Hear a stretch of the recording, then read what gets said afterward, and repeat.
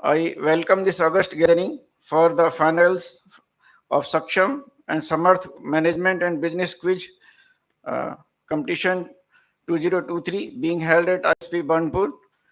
Today we celebrate not just knowledge but the spirit of solidarity, intellect and the relentless pursuit of excellence that defines culture of our organization. In the fast-paced world of business, where innovation and adaptability are paramount, events like this serve as more than just a test of knowledge. Saksham and Samarth, which are a testament to our commitment to continuous learning and growth, fostering a culture where curiosity thrives and the excellence is pursued relentlessly. Today, we are witnessing 12 teams of Saksham and 11 teams of Samarth from various SAIL plants units who have emerged as finalists at respective plants units. As we embark on this journey of quizzing, the true prize lies in the experience gained, the connections forged, the insights uncovered along the way. I am glad to see the diversity among the quizzers, right from mixed age group designations, GMs to MTs to OCTs, educational backgrounds.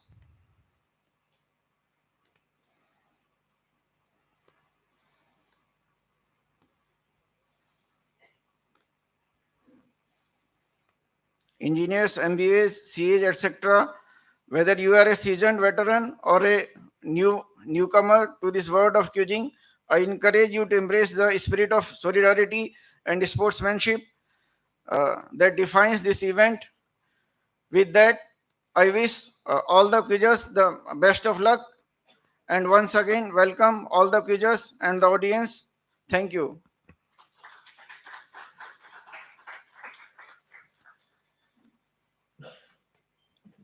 So thank you for your gracious presence and remarks. Thanks a lot. So moving forward, on this note, let's give a head start to this special program. And may I invite our respected distinguished guest, our respected functional heads to please step forward for the lighting of Species Lab.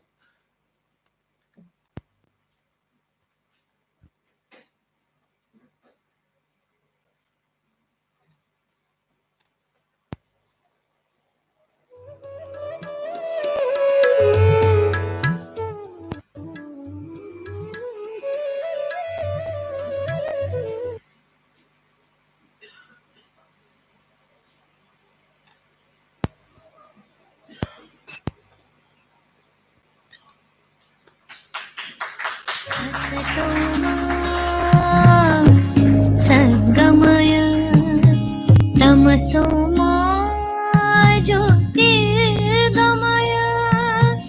मृत्योर्मामृतं गमय ॐ शान्ति शान्ति शान्ति असतो मा सद्गमय तमसो मा ज्योतिर्गमय मृत्योर्मामृतं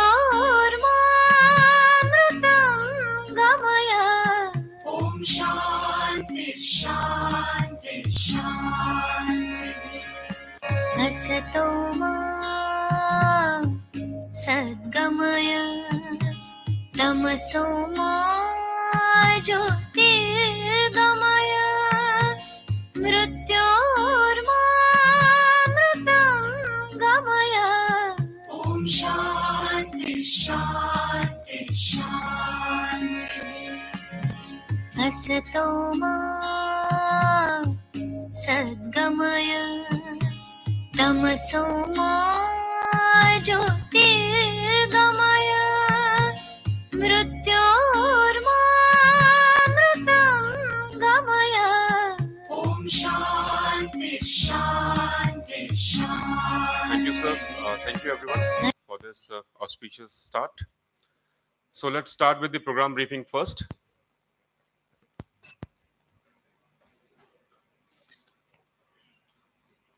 So today, in the first half, we will have a grand finale of SAKSHAM, which is meant for executive. And It will consist of two semi-finals and after that a final to select the top three finalists from the team. And in similar lines, we will organize this Samarth quiz competition grand finale in the second half. And after that, we will have a prize distribution and a closing ceremony in the evening in the presence of our senior management. So this is what we have planned for today. Over to SAKSHAM, we have with our ace quiz master, Mr. Ajay Poonia.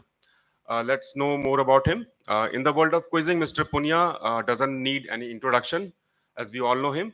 Mr. Ajay has been hosting quizzes for over a decade for several government organizations, PSUs, educational institutions, and TV channels. Mr. Ajay has evolved his way of quizzing to provide a delightful experience for participants and audience of all ages. Mr. Ajay has also authored GK books for children, which is being used over 12,000 schools in India. So let's welcome Mr. Ace Quiz Master, Mr. Ajay Poonia, with a round of applause, please. Mr. Ajay, welcome. Uh, afterwards. Thank you. For conducting Samarth, we have invited two quiz masters from Bhilai Steel Plant, Mr. Ashish Agrawal and Mr. Vikas Piprani. Both of them are well known for their unique way of quizzing. Mr. Ashish Agrawal and Mr. Vikas Piprani are into quizzing together since their college days. Both of them have attended and won several quizzing fests across India, including NITs, IITs, XIMB, and several other institutions. They were the winners of Udan Western Zonals, JMA Management Quiz for 2 consecutive years, winners at IIM Raipur Quiz, finalist of IIMA National Management Quiz, and several other competitions. The duo have been conducting quizzes at other organizations also, and they're conducting SAIL MBQC, SAKSHAM, Samarth, and Samriddhi for quite some time. So let's welcome both of them with a round of applause. Welcome. So thank you again. So finally, may I invite our respected ED projects, Shri Surajit Mishra sir, for the inaugural address. Sir, please.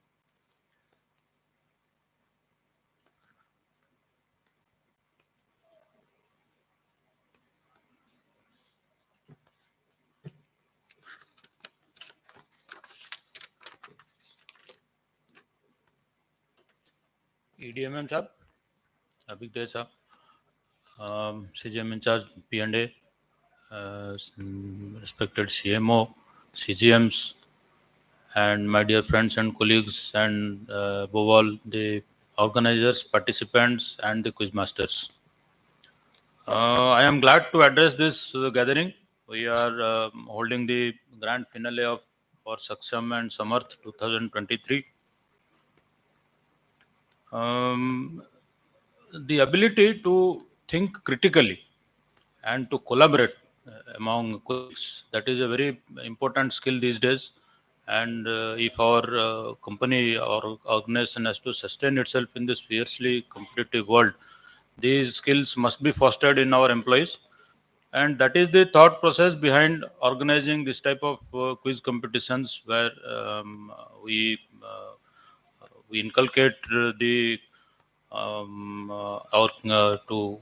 we inculcate the ability to think creatively, to be curious about our business environment and things like that. And I see that all the finalists who have gathered here, they have come through a fierce competition in their own units and plants. I commend all of them for participating in this. Some of them will take home these rewards, but the true reward in this kind of a competition is that you will get to make new friends and new connections. That is the true reward. And do not forget that, cherish this moment of competitive environment while competing. Do not forget to make new friends. And many of you are here for seeking the prize, and some of you want to know where you stand in terms of knowledge and information. And some of you are probably here only for the for the thrill of quizzing. So all the three are equally commendable, and I hope that all of you will do well, and all of you will excel in this quizzing. And we have very distinguished quiz masters among us. I am sure that they will conduct the quiz in a very professional way and to everybody's satisfaction. So I hope all the best to all of you. Best of luck to all of you, and thank you all.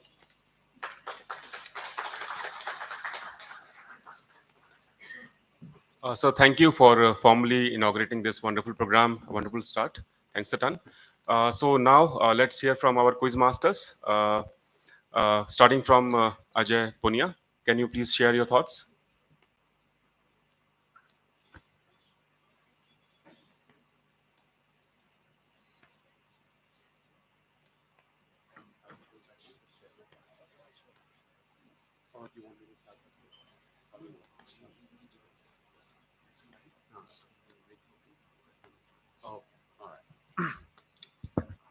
Hello, check.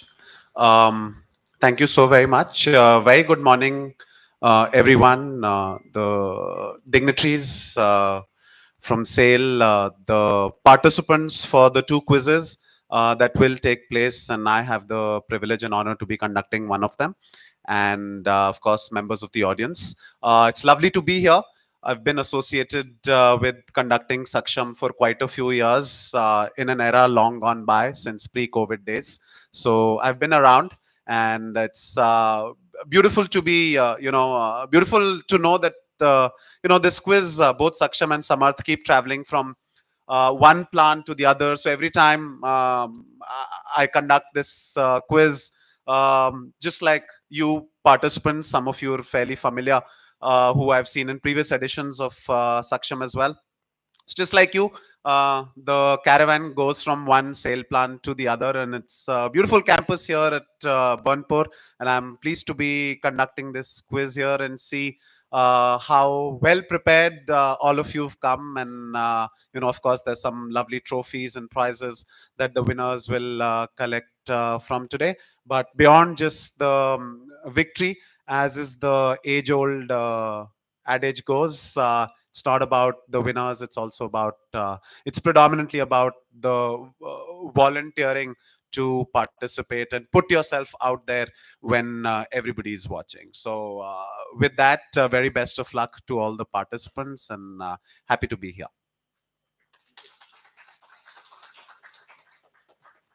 Thank you, Mr. Ajay. We are also very excited to have you with us. It is going to be very wonderful interaction and a very great learning experience for everyone. So next, from Bhilai Steel Plant, may I invite Mr. Ashish Agrawal for sharing his thoughts.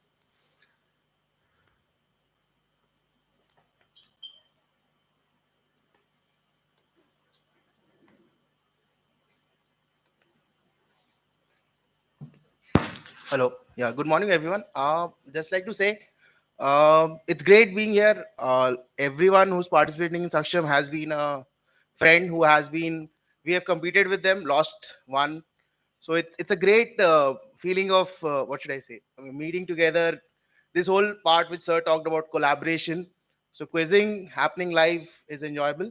For all the teams of Sammat, I'll say we have a very special quiz for you. Simple, easy, enjoy. Thank you. Thank you. Next, I would like to invite Mr. Vikas Piprani.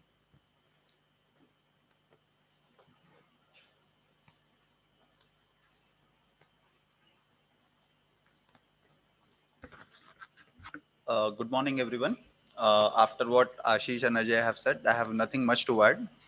I'll just like to say for the summer team especially that आपका जो learning है वो कभी खत्म नहीं होना चाहिए. आपका एजुकेशन भले खत्म हो सकता है, so whatever you are doing you have to always keep learning. वो कोई भी माध्यम से हो सकता है, और ये जो माध्यम है सबसे अच्छा माध्यम है आपकी लर्निंग को इम्प्रूव करने के लिए. So all the best to everybody, all the teams for SAKSHAM Samarth finals. Thank you. Thank you, Vikas. It was so wonderful to have you with us.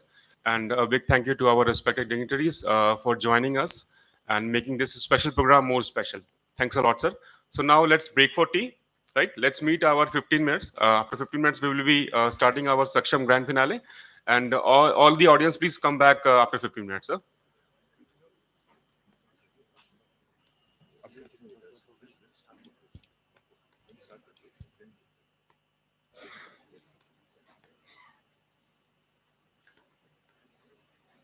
Okay, just a small change. We can start the SAKSHAM quiz, the semi-finals one. Yeah.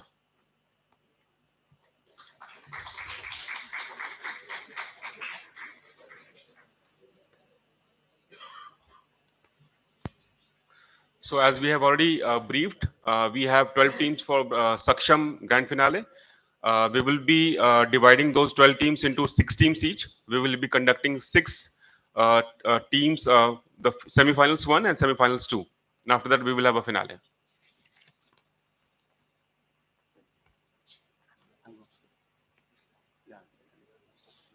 That's fine. That's fine. They'll appear on screen. Hello, check.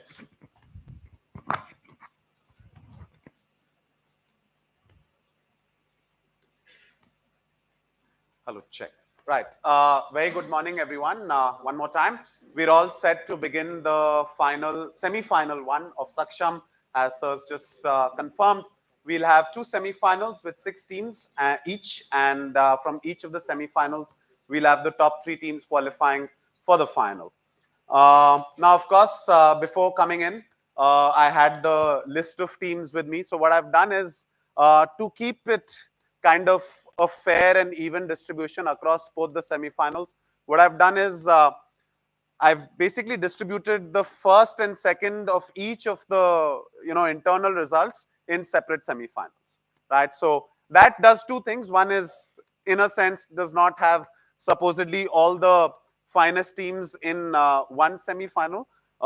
So apart from just that, it also has a fairly even distribution of all the teams across the 2 semifinals. So in each of the semifinals, we'll have 6 different plants or entities of SAIL being represented. So that's what we'll see. So we'll have 1, 2, 1, 2, 1, 2, 1, 2 across all the internal quizzes that took place that got the 12 teams here for the final, semi-final and final of SAKSHAM.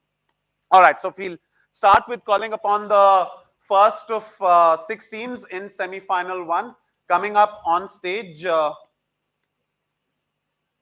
coming up on stage to be seated on table A is going to be the team of Umesh and Harpreet from BSP.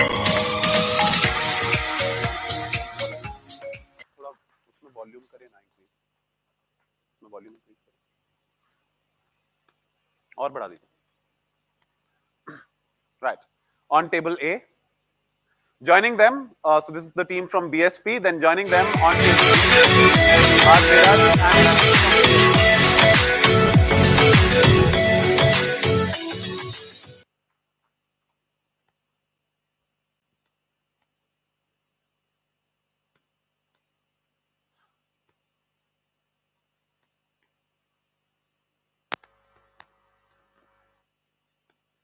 coming up on stage, seated on table C, from IISCO, Devapriya and Aditya.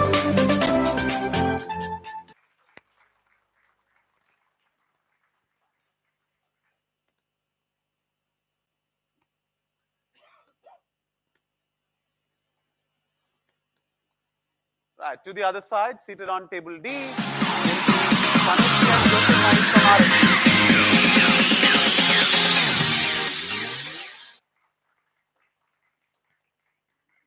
on table D.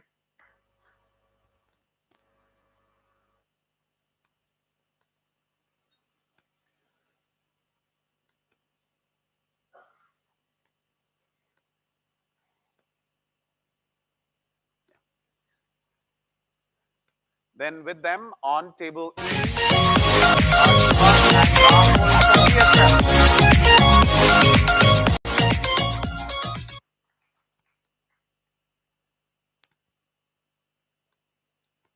might as well come from that side. Just come from that side. It's easier. And finally, joining them on table F, completing the lineup for the first semi-final.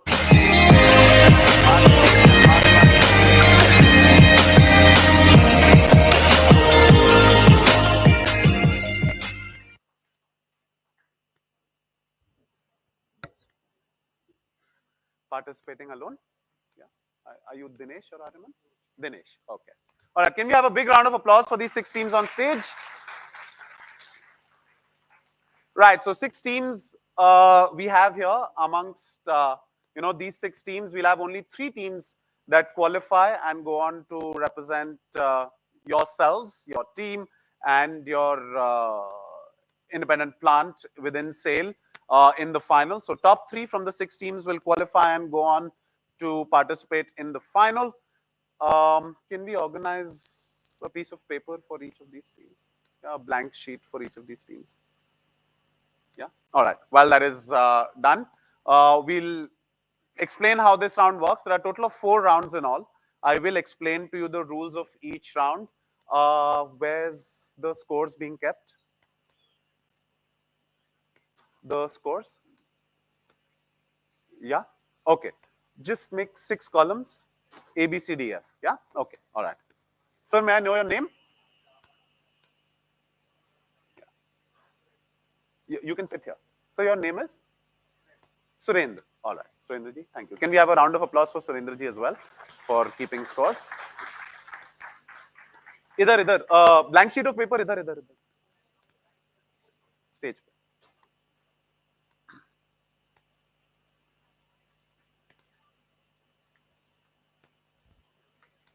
You can keep one and give the other.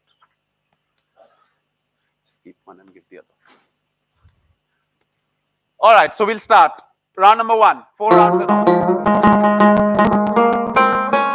So this round is forward bounce. There's going to be 6 questions.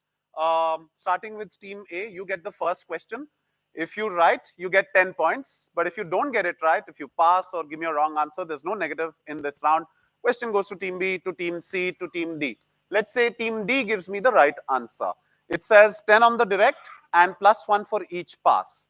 So they'll get 10 +1 +1 +1. So that's 13 points. And then the next question will not be for team B, but for team E. So whichever team answers the question correctly, the team sitting after them gets the next question. Right? Easy as that. In all, total 4 rounds. Yeah. Okay. So we'll start. I hope that was fairly easy to understand. There's nothing. When you give me a right answer, you get points. If you don't give me a right answer, it moves on to the next team.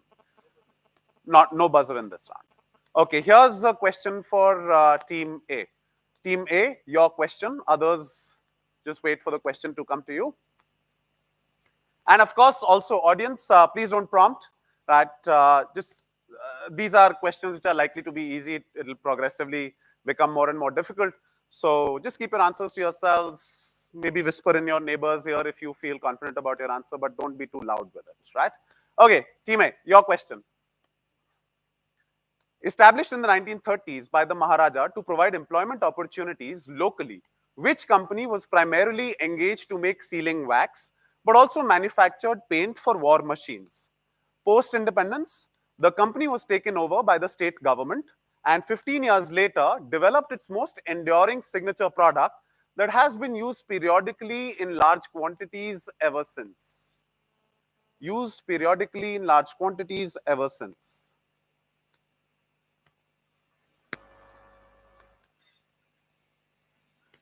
Yeah, just switch on your mic. Yeah. Hello. Yes. Is it? It is a MVPL, Mysore Varnish Paint Limited. And what is it used for? Periodically in large quantities. Ink, indelible ink. For what? Elections. Is correct. Absolutely, that is indeed the answer. The ongoing elections. So that's the ink. I don't know if Durgapur has voted already. The elections are still ongoing, but Mysore Paints and Varnish Limited, it's that ink that is there on your, that they put on your finger once when you voted, the indelible ink. So that's the story behind Mysore Paints and Varnish Limited. The Maharaja of Vodiyar, Maharaja Vodiyar, he initially introduced it, and I mean, it was introduced under his time, and then it was, now it's currently operated by the state government of Karnataka. That's very well done. That's 10 points to team A. Okay. Next question is going to be a direct to team B. There's a video coming, but we'll read the question first. This documentary discusses the impact of tort reform on the judicial system. Tort reform consists of changes that aim to reduce the ability of people to bring in frivolous litigation. The title of this documentary is derived from the infamous lawsuit of Stella Liebeck versus X, in which Liebeck was awarded $3 million in punitive damages owing to X's negligence, which caused her serious burns. Which company is X? Here's the video. I was burned so severely that they didn't think I would live. Hey, you can show me the burns? Yes, if I saw injuries like that, I would definitely take a different view of it. To go to court and to sue, you have to go through a lot of trouble to do it. It affects your life. You're going to be attacked in all kinds of ways. Going to court to gain justice is heroic. Right, so that old lady was Stella. So just tell me, which company is X? McDonald's. And the name of the documentary would be? I cannot recall it. So how was she caused serious burns? Because she got some hot coffee which spilled over and caused her burn. That is correct. And that's the hot coffee is the name of the documentary as well. Right, so that's very well done, Team B. Good answer on the direct, gets you 10 points. So essentially, although she won $3 million out of that lawsuit, but it's sort of cited as frivolous lawsuit for burns. But in her defense, she said that it caused her serious burns. Right? A lot of people wondered that how serious can a coffee burn could be. But we didn't see it in the documentary, but we saw the reactions that people had. That's very well done, Team B. That's 10 points to you. Very good. Next question is direct now to Team C. Published in 1986, 1992, and 1996, these books were based on Mona Simpson's mother, father, and brother, respectively. So, mother was anyone but here. Brother was father was the lost father, and brother was a regular guy. She didn't know of her elder brother until she was 25, and the two siblings kept their relationship secret till the launch party of the book, Anywhere But Here, that is for their mother. So my question is, who is her brother?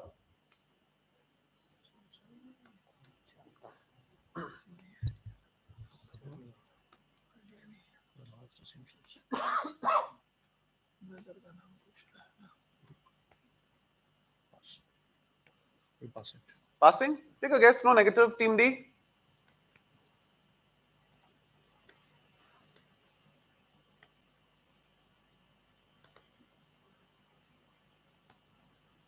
No?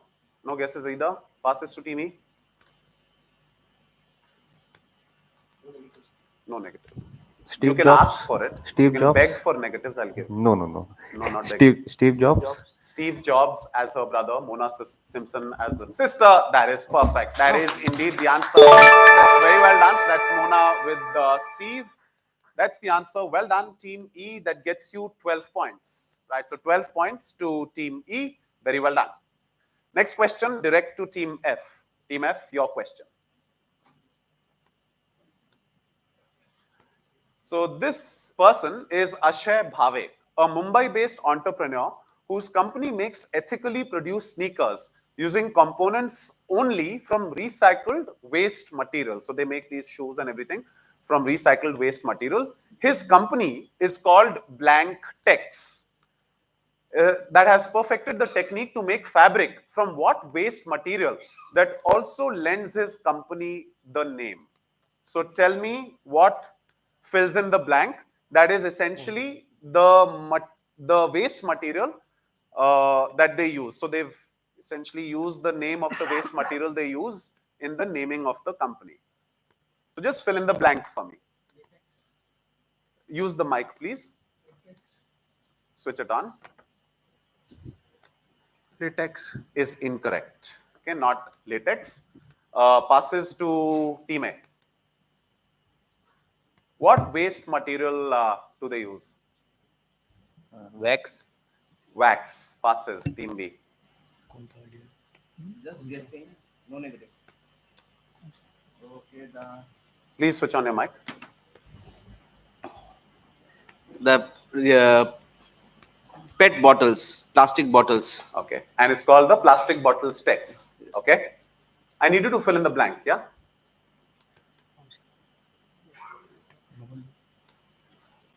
Is it rubber? Rubber Tex. No. Passes.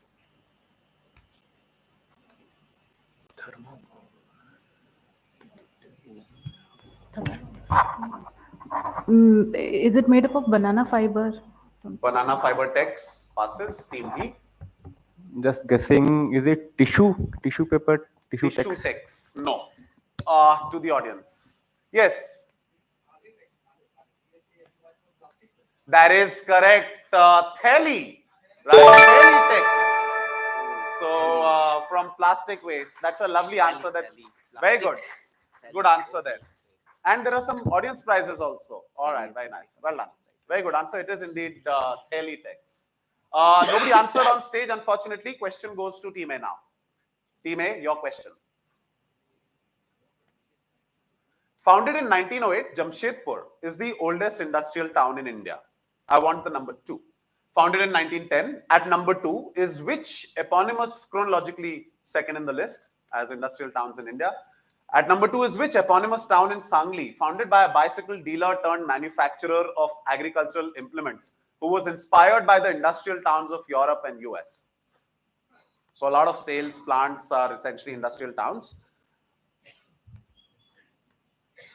I'm looking for number 2. The town name is the same. Yeah, eponymous. Eponymous basically means named after, right? So which town? Like Jamshedpur is an eponymous town named after Jamshedji Tata. Like that. You tell me the person. It's more or less. Like if Jamshedpur was the answer, if you say Jamshedji Tata, that's fine. I'll give you points for that. Same way.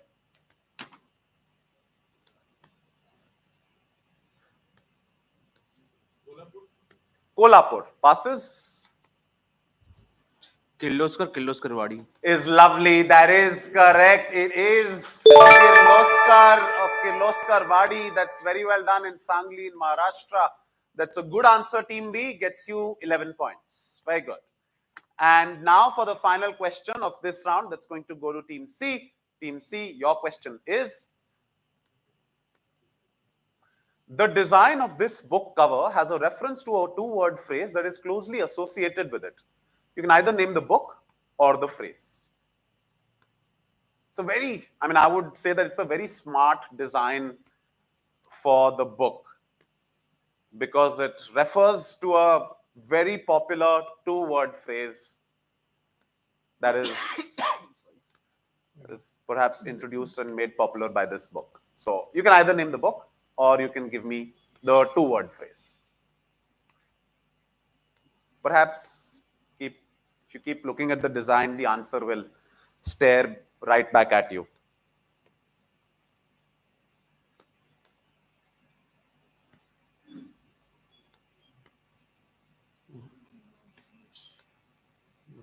Okay, Team C, you want to give me an answer now? The collage.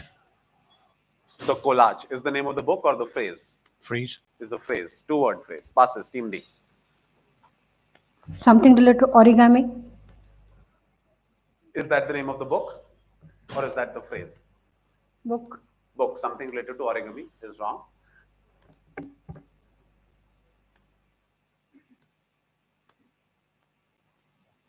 So, let me just clarify, not that I don't think it needed clarification, but you know that blue box is behind is the name of the book. So, that blue box is not part of the design. That blue box is me hiding the name of the book. Will pass. You'll pass to Team E. Pass. Passing to Team A. Silicon Valley. That's incorrect. Team B. just not able to recall it. It is basically a Japanese book on how to live. Not recalling that book's name. How to live? No. It was just it is. Okay. No. To the audience. Yes, Sampath. Invisible Hand. And the book is? Wealth of Nations. That is correct. This is Wealth of Nations. See, there was the invisible hand there in the cover of the book, The Wealth of Nations, and the phrase. I'll just go back to, how cleverly the hand was inserted in the design and you couldn't really see it. That was the point because the hand was invisible. All right, that's very well done there. Good answer there, Sampath. That's the end of round 1. and we'll move on to round number 2. After round 2, we'll take a look at the scores. We'll move on to round 2 now. Okay, this round is called Too Good. There are going to be 5 questions. Each question will have 2 clues. So I'll give you 1 clue. If you think you know the answer, you hit the buzzer. Tell me what the answer is. 15 points if you're right, -5 if you're wrong. And once when all the teams who wanted to try on the first clue are done trying, I move on to clue number 2. In clue number 2, you will see alongside some relevance, some clue to the question. Alongside that, you will also see some jumbled up letters that act funny on screen. I've given you an example of what funny on screen looks like. Right? So you'll see letters of the answer. If the answer is funny, then you'll see letters constantly appearing, disappearing, and all that. Right? So acting funny on screen. Okay, all the clues will be on the buzzer. If you answer on the first clue, you get 15 points. If you answer on the second clue, you get 8 points. There's a flat -5 for a wrong answer. Right? That's it. We'll test the buzzers once. Team A. Okay. Team B. Team C. Team D. 1 second. Yeah. Team E. Can you just turn it around so that the light is facing the side? Yeah. Team F. Yeah, you can just maybe turn it around like this. Okay, I think it's, yeah. Okay, just 1 second. Team E, press the buzzer again. There is circuit breaker. All right. Okay, everybody's clear. There's, I think, circuit breaker in it. It's where is being it's reset from there. All right. So Team F, just press the buzzer once. Okay, don't reset. Team D, press the buzzer. Not working, no? Okay, so there's circuit breaker. Cool, thanks. You can reset now. Everybody's understood? Right, so on the same clue, I can have all 6 teams attempting, right? And which, if the question goes to the 6th team on the buzzer, then it basically means that everybody before you has collected negative, right? Okay, so first question, first clue. Take the mic. How do we know which team is first, second, or if you reset, then we'll be No, able- only when it's reset. Okay, yeah. Was the same question. Okay. All right, so we'll start. Here's question number 1, first clue. So in the first clue, you'll see the question alongside in brackets, you'll see the number of letters in the answer, right? Whatever the correct answer is. So you may need to work that out if you have some idea. All right, here's first question, first clue. The portmanteau name for which early plastic, very much still in use, was derived from the French for transparent and is the main constituent of plant tissue. On the buzzer is Team A. It's a 10-letter answer. Team A, I need an answer. You're on the buzzer. Cellulose. I'm afraid that's incorrect. Please reset. That's a -5, Team A. Anybody else interested? Team A, you can try again on the second clue if you want to, but not on the same clue. No one? So I'll move on to clue number 2. It was a trademark up until 1915 when the courts ruled that it had been used too often generically to be protected anymore. The discarded parts of the 2 words that form the portmanteau are blank lose and blank LOSE and blank DIA. Actually, it's DIA blank. Yeah. Yeah, it's blank LOSE and blank DIA. So blank is after. My apologies. Yeah, blank is after DIA. Somebody's trying. Team A is trying one more time, this time for 8 points. Cellophane, that is correct. So one part that was discarded was cellulose and the other one was diaphane, right? So it is cellophane is what I was looking for. So that's a -5 and a +8 to Team A. So that's essentially 3 points. Essentially 3 points to Team A. We'll move on to question number 2. First clue. In an attempt to link the usage of X to the film's anti-consumerist narrative, one would find X somewhere or the other in every scene of the 1999 film Fight Club. On the buzzer is Team E. 9-letter answer for 15 points. Starbucks. Starbucks. There is a cup in every Why scene. X? The director said, we had a lot of fun using that. There are X everywhere in every shot. I don't have anything personal against X. I think they're trying to do a good thing. They're just too successful. And the answer is indeed Starbucks. That's very well done. Team E gets you 15 points. Right, very good. 15 points there. So as you can see, you can find Starbucks cups appearing in various scenes of the film. 15 points there to Team E. We move on to question number 3. First clue. Here it is. This is a right-wing paramilitary organization active in the 70s. Its name is, in Thai, is Krating Daeng. What does it translate to in English? Team E. Red Bull. Is correct. Indeed, an antibiotic salesman in 1975, Chalyo Vidya, created a concoction in medicine bottle packaging with the same name, Krating Daeng, which we now know as Red Bull. That's very good. Team E, back-to-back 15 pointers for you. Well done. 2 questions remain. Here's question number 4. First clue coming up on screen now. The other products manufactured by the company include the Caravelle, Super Caravelle, Vautour, and Voltigeur. I don't know if the pronunciation was correct, but anyway. Which was the company's more famous yet less successful product?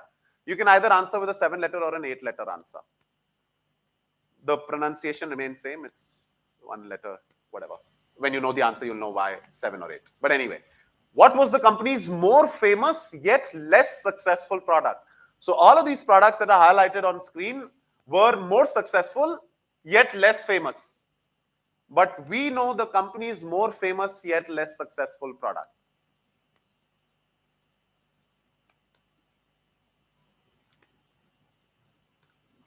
You can either answer with a 7-letter or an 8-letter answer. Both arrive at the same pronunciation.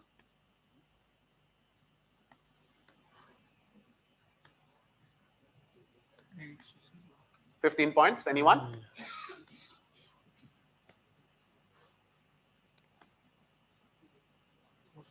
Should I move on? I'll move on, I think. For 8 points, here's second clue. That well-known product was manufactured via channeling a harmonious relationship with a company from a close-by country, and only 20 units of it had ever been produced. Team E for 8 points. Concord. Is correct. Absolutely. That is the answer that burned down, and as a result of which, the series stopped. Right. So that's a very good answer, Team E. 3 consecutive answers, this time for 8 points. Last question for this round.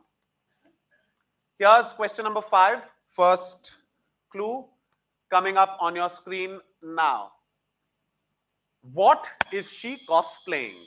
So 7-letter, 1-word answer. Team D. The Mozilla Firefox, that Mozilla Firefox logo, that Firefox. Second clue. It's a common misbelief that the XY logo is a Y. I mean, it is in the name, but it is actually Ailurus fulgens. The English word for Ailurus fulgens is XY, and that's where it gets its name. It is indeed Firefox. Absolutely, that is correct. So good answer there, Team D. Gets you 15 points. Right, so 15 points to Team D. And that's the end of 2 rounds. We'll, Sundarji, if we can quickly take a look at the scores. While we do that, let me quickly explain how round number 3 works, and then we'll take a look at the scores. Okay, so now same as round 1, we just reverse the order of passing. No buzzers now. Team F, you get the first question, and we pass in the order F, E, D, C, B, A. 10 points for a direct, 1 point added to your score every time it passes from one team to the next. Remember, this is the 3rd round. There's 1 more round after this, and at the end of both, we'll have the top 3 teams qualifying for the final. Yeah. Can we have a mic? Yeah. You can, just take the mic and you can go in order. The total score at the end of 2 rounds. Yes. Total score of team A is 30. 30. Right. 30 points, team A. Sorry, 13. 1-3. Oh, 13, right. 13 points, Team A. Team B is on 21. Team C yet to open their account. Team D on 15 with that last answer. Team E is on 50. And Team F is still to open their account. So we have Team E on 50, Team B on 21, Team C on 13, Team A on 13, Team B on 15. Team C and F still to open their account. All right, so we'll start with Team F. Team F, your question. Not on the buzzer for anyone. This is a picture lifted straight from the website. What is this machine used for? What is the purpose of this machine? I've lifted this picture straight from the website of a certain company. You have to tell me what is the purpose of this machine. You don't have to give me the name of the company, but you need to know what industry, etc. Only then will you be able to answer what is the purpose of this machine. Pass. No, passing, Tini. So, hello. Yeah. So this is from Samsung. It is called Robot, and it is used for testing mobile phones when you keep it in your back pockets. The durability, the strength. Is correct. Absolutely. It is also from Samsung. It's well done. How well a Samsung smartphone can withstand the load and pressure if a person happens to sit on their phone when it's in their back pocket. It's a good answer. Team E gets you 11 points as a result. Very good. Further building on their lead. Next question, direct to Team D.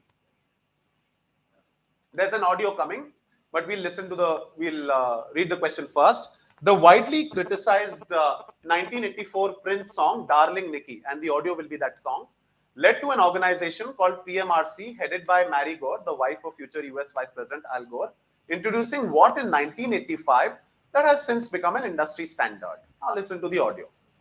Knew a girl named Nikki, I guess you could say she was a sex fiend.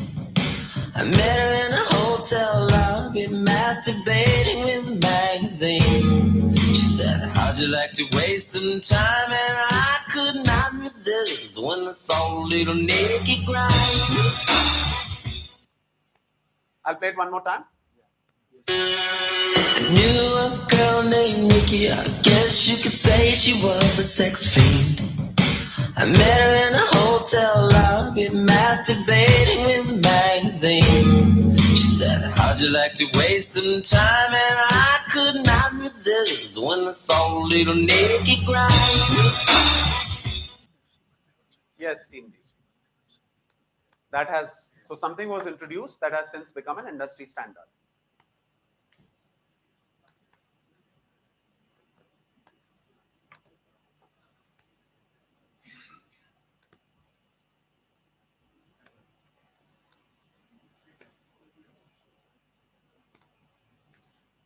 No negatives. No negative. Maybe the jingle in the advertisement songs. The jingle tune. That's incorrect. Team C. Is it the decibel levels? Basically. The maximum intensity of the sound? No, passes. Team B. Nothing. Team A. Take the mic, please. Carbon footprints. Of production of songs or something like that. Carbon footprint of what? Yeah, I mean industry standards. Carbon. Okay, ratings. passes. Team F. This is related to women liberalization, something. Women's liberalization. Passes. Team E. We are guessing it. Is it related to mixing of music synthesizers and stuff? Mixing of music? No. This is now to the audience. Anybody in the audience would like to take an attempt? No. Widely criticized song? No? Okay. Yes? Duration of songs? No. Behind you? Auto-tune? Because?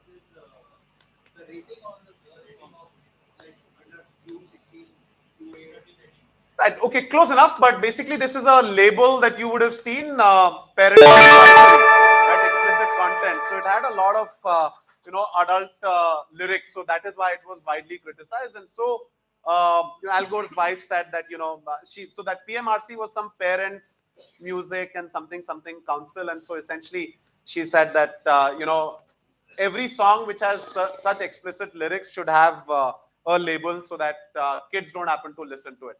Right. So that was the answer. Right. No points to anyone. We'll go to the next question, and that's going to be for Team C. Team C, your question is: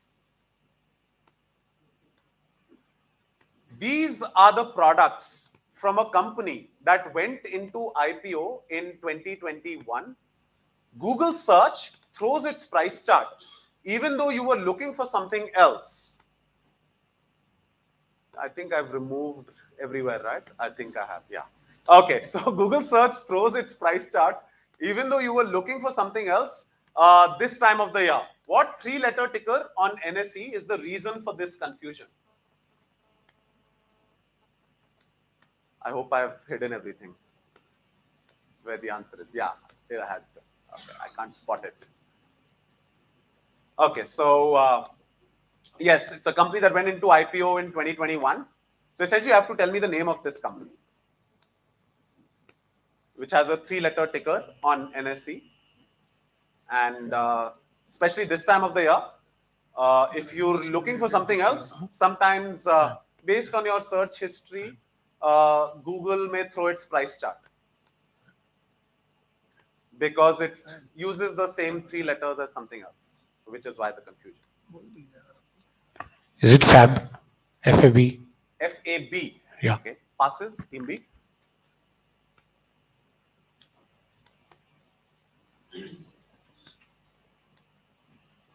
Anything?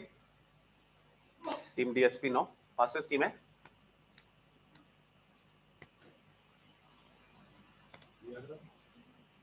Three letters.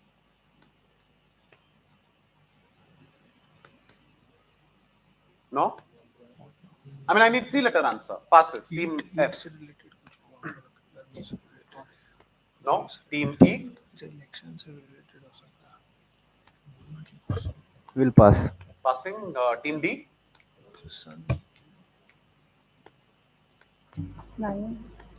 Just a guess, RBI. RBI. This was your question to the audience. Yes. SBG. No, at the back. Say that again.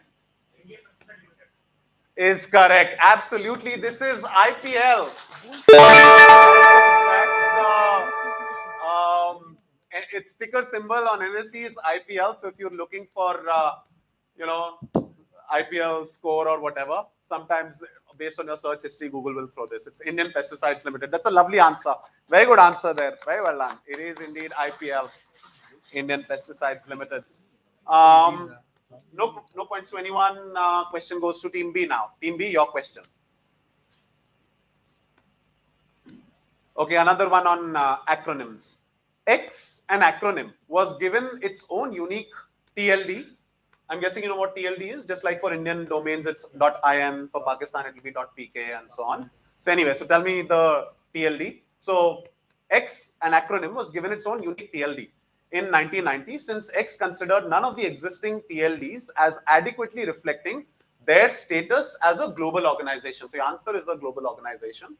Soon after, Paul Mokapetris, the inventor of DNS, introduced the .int TLD, and X adopted the URL x.int, which is what it still uses. In 1996, the .x TLD was removed, so nobody can use it anymore. And my question is, what is X? That also happened to launch its first graphic novel in 2022 called Protect the Future. Because Protect the Future also happens to be one of their missions and goals. You tend to have vague, not objective missions. For example, Google's mission is to assimilate all of the world's information. Now you can't quantify it, but you can work in that direction. So anyway, so their objective, their mission statement is to, one of their mission statements is to protect the future. That was needed to sort of give you a direction of what kind of organization you can think of.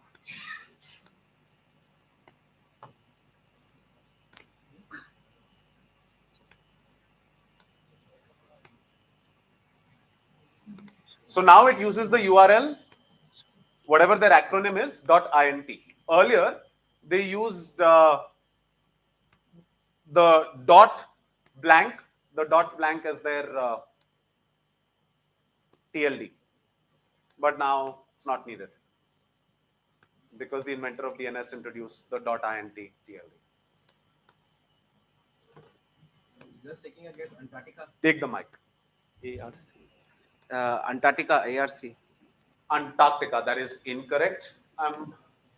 Antarctica launched its own graphic novel. Oh, sorry. Team A. And reflecting their status as a global organization. Global organization, no? उनका novel है क्या?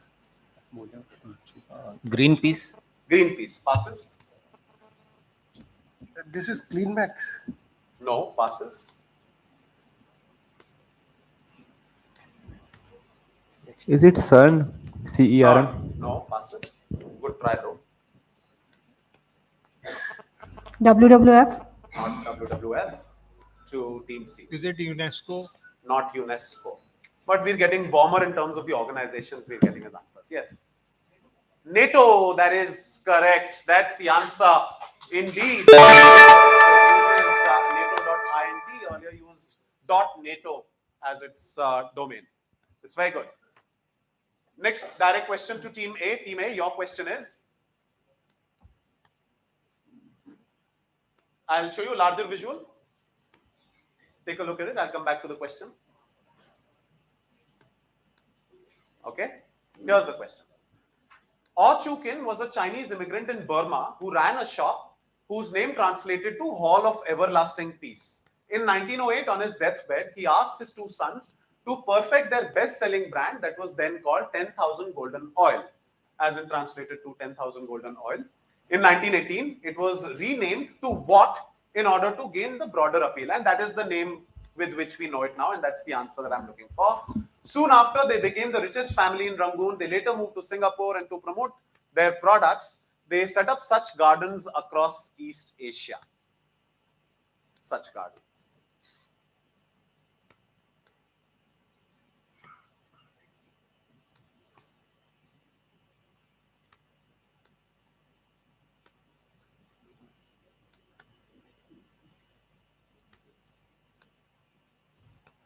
Tiger Balm. Is lovely. That is correct. Absolutely. You could see the tiger there. Gardens as well. In far right corner, hidden in the corner, there was a tiger. Right. So clues were there always for the taking. That's very good. It is indeed Tiger Balm. That's 10 points to Team A. Very good. Right. Last question for this round. Team F. Okay. What two-word term fills in the blank essentially? Comes from the lines in, so all of this is Latin, so I'd rather not speak it out, but I'll tell you the translated bits. The Extremes of Good and Evil by Cicero, written in 45 BCE, a treatise on the theory of ethics. And it's translated into, there is no one who loves pain itself, who seeks after it and wants to have it simply because it is pain. Tell me the two, I think Latin words that are missing from these terms. I mean, it's not something that you wouldn't have come across. It is obvious that you've come across it, so that is why I'm asking. No? Passes? Team E? What two words?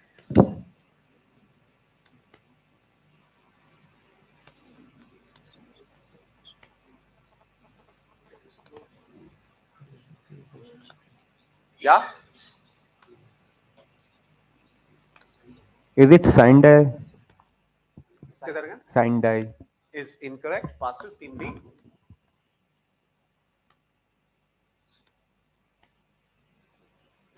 Yin and Yang. Yin and Yang. No, that's Chinese. I'm looking for Latin. Just a guess, status quo. Not status quo. It is regarding ethics. Just give me the two blanks. No, passing. All right, audience. So many people interested. Yes. Where do you see it? That is correct. Placeholder text, lorem ipsum. That you generally happen to see every time, you know, a website is under construction, or you happen to put like a dummy text in place of actual final text before its arrival. So most web developers, and now it's kind of become like industry standard for using lorem ipsum, right? So this is the entire term. So, but the two keywords that you often see first two are lorem ipsum. That's very good. Good answer there. Well done. Very nice. All right, final round now. After 4 questions, we'll take a look at the scores. Okay? Because it's a straight shootout, there are going to be 8 questions, all on the buzzer. First 4 without images, next 4 with images. Okay? And yeah. So first 4 without images, next 4 with images. You'll see some text on screen, but major you'll have to listen to me. The some text on screen will give you the direction that am I looking for a person, am I looking for a place, a company, or whatever. So that's all that you'll see on screen. But the rest of the clues regarding it, you'll have to pay attention to what I'm saying. Points on the buzzer plus 10 minus 5. How many buzzers? Everyone. Yeah? Means, Everyone on the same question, keep collecting negatives. no. Per question, how many buzzers? One per team. One per team. Yeah, so everyone can hit the buzzer on the same question. Yeah? Okay? All right, we'll start. First question, 10 points plus 10 minus 5. After 4 questions, we'll take a look at the scores, Surinderji. Okay? All right, let's start. Here's question.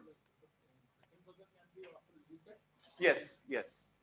After resetting, because it doesn't have the mechanism to figure out the order. Okay? All right, so here's question number 1. Per Arundhati Roy, in her book, The Doctor and the Saint, Caste, Race and Annihilation of Caste, there is one government department in which Dalits are overrepresented, and that too by a factor of 6. Which one?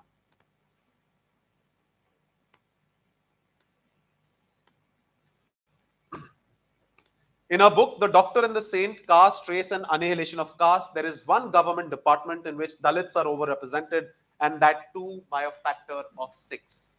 So there are 6 times more Dalits. Somebody's trying. Team F. Take the mic, sir, please. Social Welfare Department. Social Welfare Department. I'm afraid that's not correct. That's a minus 5, Team F. Please reset. Anybody else for plus 10 minus 5? No, and you'll really regret missing this. Then I think we'll close it. Okay, anybody in the audience? Yes, at the back. Is correct. That's the answer that I was looking for. Indeed, it is sweepers or cleaners, right? So that's what I was looking for. Hard luck, teams on stage. Next question, number 2. Holmes 2 is an IT system that is predominantly used by the British police forces for the investigations of major incidents such as serial murders and high-value frauds. The first 2 characters, that is HO, expand to a 2-word term that refers in this case to an arm of the British government and not to a type of establishment that has come into widespread use over the past few years, especially after the COVID era, pandemic era. What are the 2 words? So essentially just expand HO.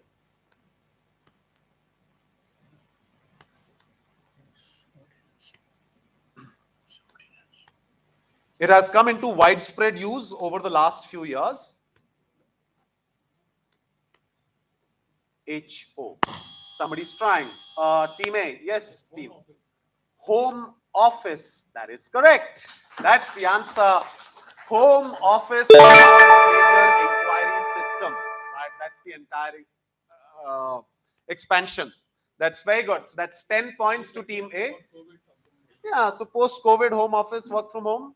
That is correct. So 10 points Team A. Very good. Okay, question number 3. Founded by former Googlers Sujit Narayanan and Sumit Gwalani, which Indian neobank positions itself as the preferred bank for young urban digital natives? It is the company known by a 2-letter name. So it has a 2-letter name. Recently launched a credit card partnership with Federal Bank under a brand name that also contains the 2-letter brand name that it usually operates under. Team E. Use the mic. FI5. Is correct. That's the answer. It is. So that's 10 points to team E. Very good. Next question. After that, we'll take a look at the scores. All right. Here's question number 4.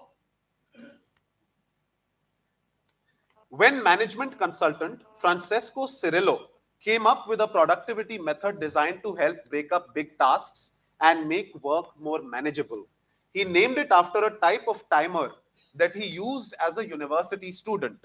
As a result, the strategy is known by the Italian word for tomato. What? Italian word for tomato. A productivity method to break up big tasks and make work more manageable.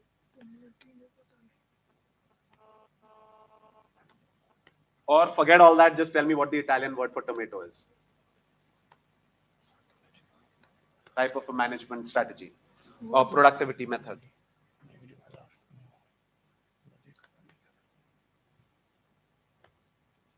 Looks like nobody is proficient with their Italian, so we'll take it to the audience. Yes, at the back. That is correct. It is Pomodoro. Absolutely. We'll take a look at the scores. 4 questions. Final 4 questions remain. Please note, top 3 teams qualify. Scores? Take the mic. Total. Yeah. Team A is on 33. Team A is on 33. Team B is on 21. Team B is still on 21. Team C 0. Team C yet to open their account. Team D 15. Team D on 15. Team E 71. Team E on 71. And Team F -5. Team F on -5. So it's 71, 33, 21, and 15. Others still looking to score some points. 4 questions remain, 40 points available, and quite a few negatives also possible. Okay. We'll move on to our next question. Here's number 5. Here's a visual. In academic settings, what is named so because of its similarity in appearance to this board used by brick masons to hold mortar? So something in academic settings is named after this kind of a board used by brick masons to hold mortar. What in academic settings is named after this board?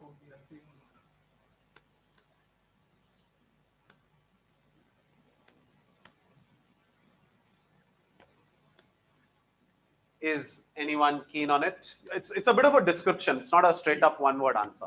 It's a bit of a description.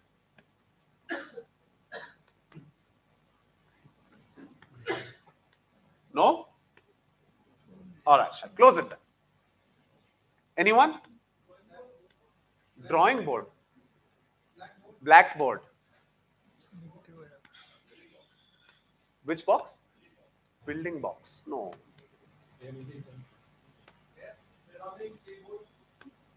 The back? Dashboard. In academics, in academic settings. Green board. Green board. Blackboard, whiteboard, green board. No. This is spans across all domains, not specific to only any particular kind of field of study. This is the Oxford cap that is worn at convocation ceremonies. So just graduation caps or Oxford caps, etc. It's called a mortar board, but that's where the name comes from. But it's basically caps that you throw in the air, right? So that's what I was looking for. No points to anyone. 3 questions remain. Here's question number 6. Take a look at this one. An ad that did not age well. Who released this ad in 1979 announcing flights to New York? It's an ad that did not age well for obvious reasons.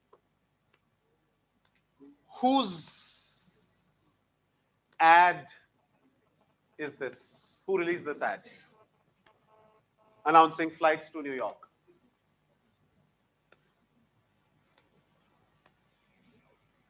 No one trying? 10 points. Somebody's trying. Team E is? PIA. PIA is? Pakistan International Airlines. Is correct. It is indeed the Pakistan International Airlines. That's the complete ad. Right? It is Pakistan International Airlines. That's 10 points to Team E, further building on their lead. Perhaps responding because nobody else was taking a shot at it. Am I right or am I right? Okay, 2 questions remain. Here's number 7. Okay. With an alliterative name to reflect what it protects. These things protect what that kids and office goers may carry in their bags. Team B. Bananas. And what is it called? An alliterative name. Question is, what does it protect? Yeah, so that's fine. अब हम बातें कर रहे हैं. मुझसे बात नहीं करोगे आप. It is indeed banana. It's called banana. That is what I was looking for. It's a good answer, Team B. That's 10 points. Very good. Team Durgapur. Okay. Very good. That's 10 points. It's called banana bunkers. Of course, protects bananas. If it wasn't obvious. Right. Okay. Last question. Here's number 8.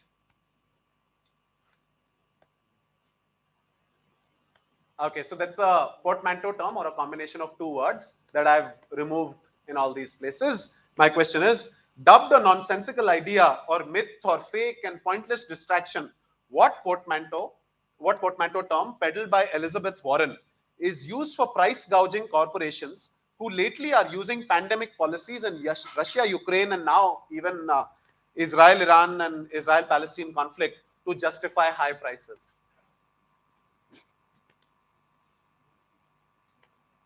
So a combination of 2 words.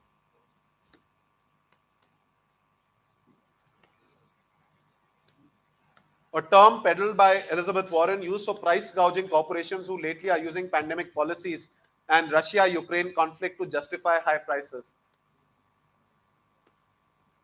What's the term?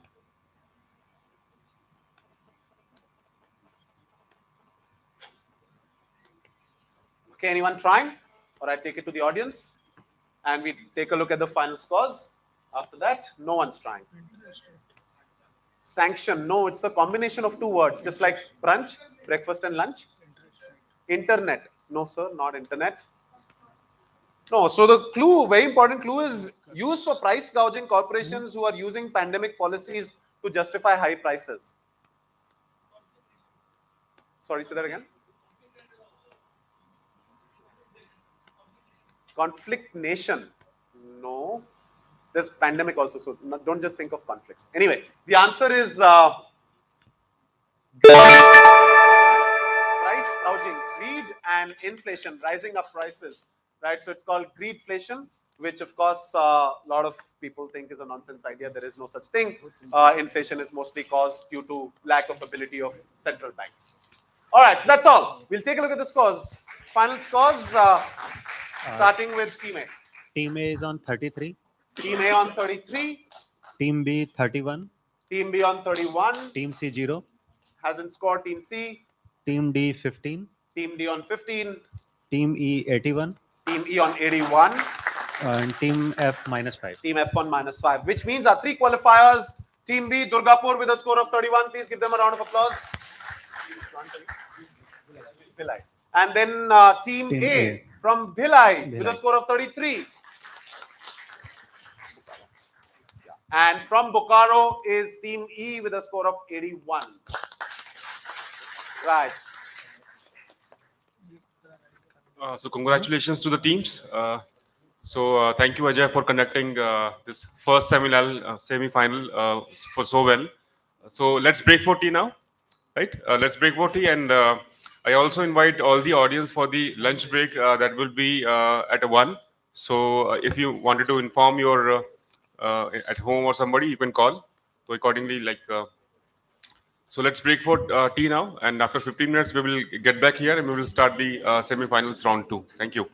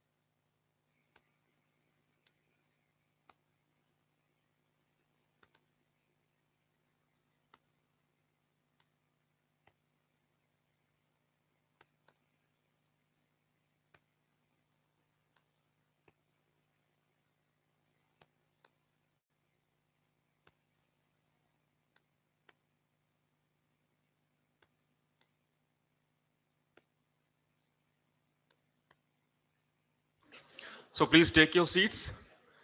We are going to start semi-finals 2 round.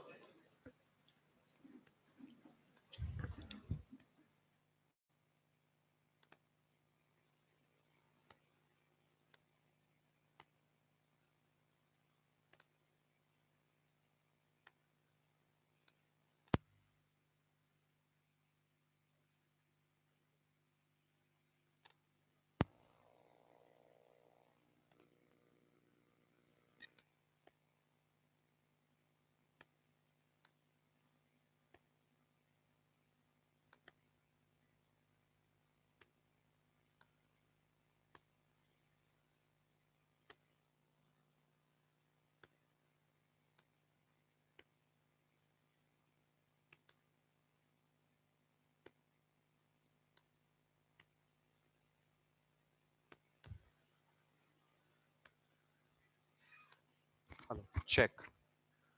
Right. Welcome back. We'll start with the second semi-final straight away.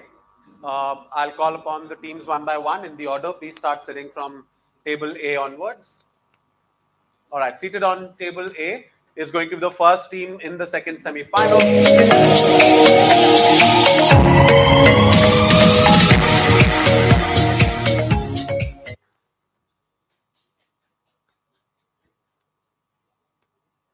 Joining them on table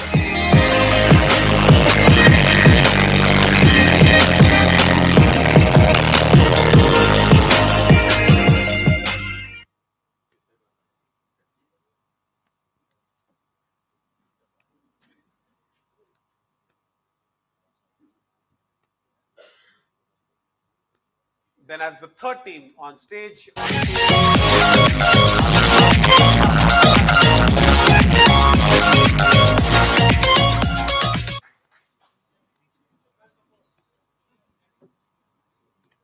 To the other side on table.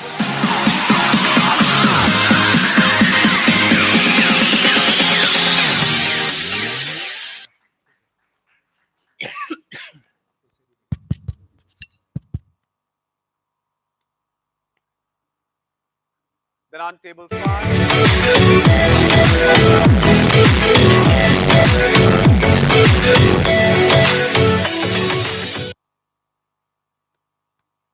And finally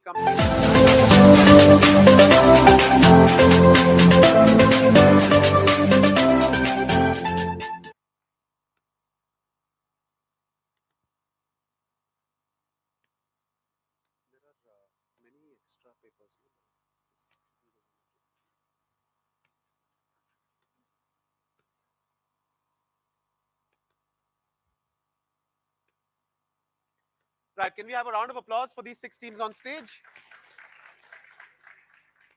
You know the drill. I hope you were paying attention to what happened in the first semi-final. The format remains the same for the second semi-final. 3 teams will qualify and join BSL, BSP and Durgapur in the final. We'll start with round number 1. Team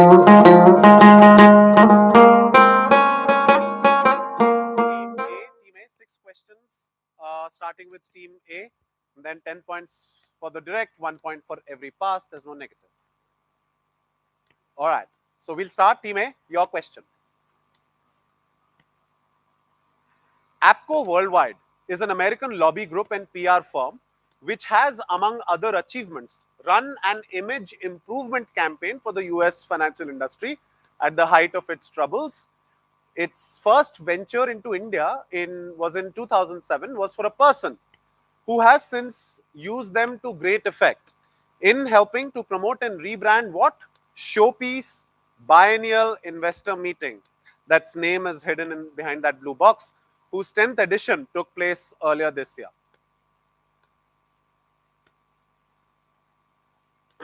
I'm looking for a Showpiece Biennial Investor Meeting.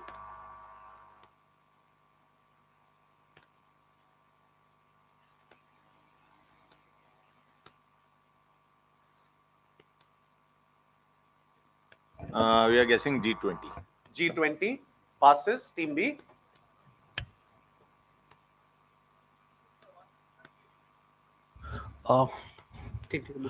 प्रवासी भारतीय मतलब yes is incorrect. Passes. Although you got the timing right, but you're off by 1 day. Pravasi Bharatiya Divas is on 9th Jan. Very good. Yeah, 9th Jan, 1 day before. Anyway, Team C, your answer? Passing. Team D. Raisina Dialogue. Raisina Dialogue. Interesting guess. Passes. Team E. We are guessing Vibrant Gujarat Summit. Is correct. That is the answer. It is Vibrant Gujarat, and we know the person, of course, Narendra Modi. That is well done, Team E. That's 14 points to you. 14 points, Team E. It is the Vibrant Gujarat Biennial Investor Summit meeting. Moving on, next one, Team F, you're direct. Among inventions that could be produced years after they were theorized was a certain Scottish discovery or invention in 1928. However, it was not until 1940 that researchers at Oxford University figured a way to produce it in a useful form. By then, the Second World War broke out, and they carried some of it in their work clothes in case they had to flee to England or flee England. They did not have to, but the mass production process took place in the US for logistical reasons. So they did not flee, but they actually moved there for logistical reasons because US had proper industries. And it is said to have played a major role in securing victory for the Allies in the Second World War. This is the story of what Nobel-winning invention? Take the mic, ma'am. Denim. Denim. Nobel-winning. Passes.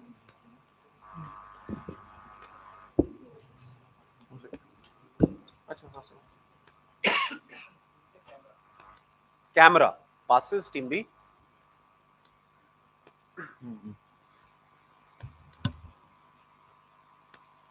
Camera is mid 1800s, no? Anyway.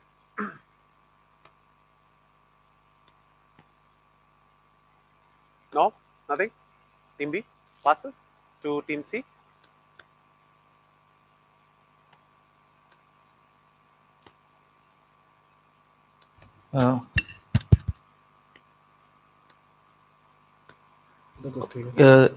It's the pocket dynamite.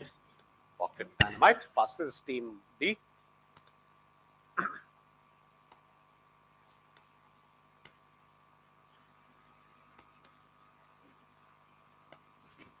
No, I'll pass. Team E. Last attempt. We are guessing Kevlar. Kevlar. Yeah, No. Bollywood. No, at the back. No. Blazer button. No. Penicillin. That is correct. Penicillin. Absolutely.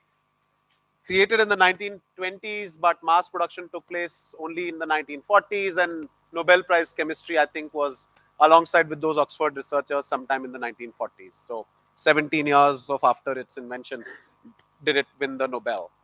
Nobody answered this on stage, so the next question goes now to Team A. Team A, you're direct. Right, there's an audio coming, but we'll listen to the question first. This is Hans Zimmer, behind the scenes talking about his iconic sounds partnership with which company to create sounds of the future. So your answer needs to have the name of a company and some initiative of that company, you know, essentially. So it shouldn't just be the name of the company. I need a little more than the company, that what kind of initiative or what kind of product of the company. All right, listen to this. Sound defines personality. It adds emotion and depth to a character. Sound underlines the soul of anything, and right now we're at a really exciting point, shaping the sound of the future.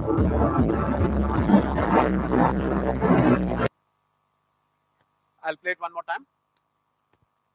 Sound defines personality. It adds emotion and depth to a character. Sound underlines the soul of anything, and right now we're at a really exciting point, shaping the sound of the future.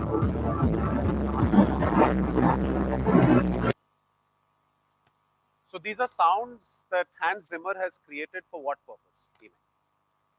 Or which company and what purpose for that company? Calling iconic sounds, it's called iconic sounds, sounds of the future. Our guess is Mercedes AMG. Mercedes AMG passes. Team B.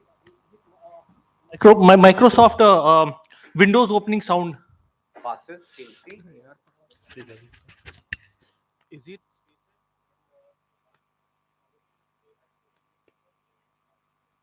Sounds for Mars Colony by SpaceX. Interesting answer. I'm sure they'll come up with it someday, but this is not that. Sounds to have on Mars. So we have to name the company. Yes. I need a little more than just the company. So like all of their answers. So they said SpaceX and sounds at Mars. I forgot what team we said, but they said Mercedes and AMG. So I need company plus something else that company is doing. Sony. And what about Sony? That sound system. Their sound systems. Passes TV.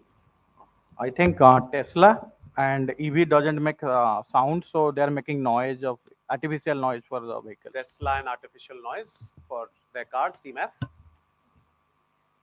Use the mic, please. Is it Netflix? And what about Netflix? The Tudum sound? Tudum sound is Tudum, no? Okay, no. Yes. And what about BMW? Is correct. Not Tesla's electric, but BMW electric cars, because Sampat's given the reason electric cars don't make sound. So these are all artificial sounds created for BMW. Very good. Good answer there. Very nice. Next question direct to Team B. Tatiana Tarasov and Prosenjit Poddar. Now, these are the two people I don't have I'm not giving a larger visual because it's just nothing there. Anyway, so they met in 1968 as students at University California, Berkeley. Poddar began to stalk Tatiana when she refused to take the relationship seriously. He had a breakdown and became a patient of Dr. Lawrence Moore, a UC Berkeley psychologist. To Dr. Moore, Poddar expressed his intentions to kill Tatiana in 1969. Poddar happened to murder Tatiana, and her parents filed a lawsuit against the university and also Dr. Moore.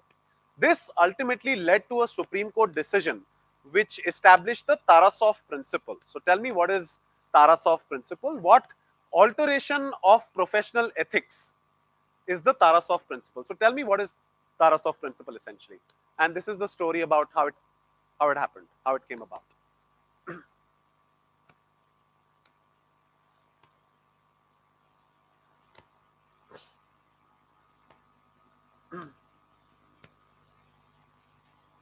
Use the mic, use the mic. Something to do with anticipatory bails. Anticipatory bail. Passes, Team C.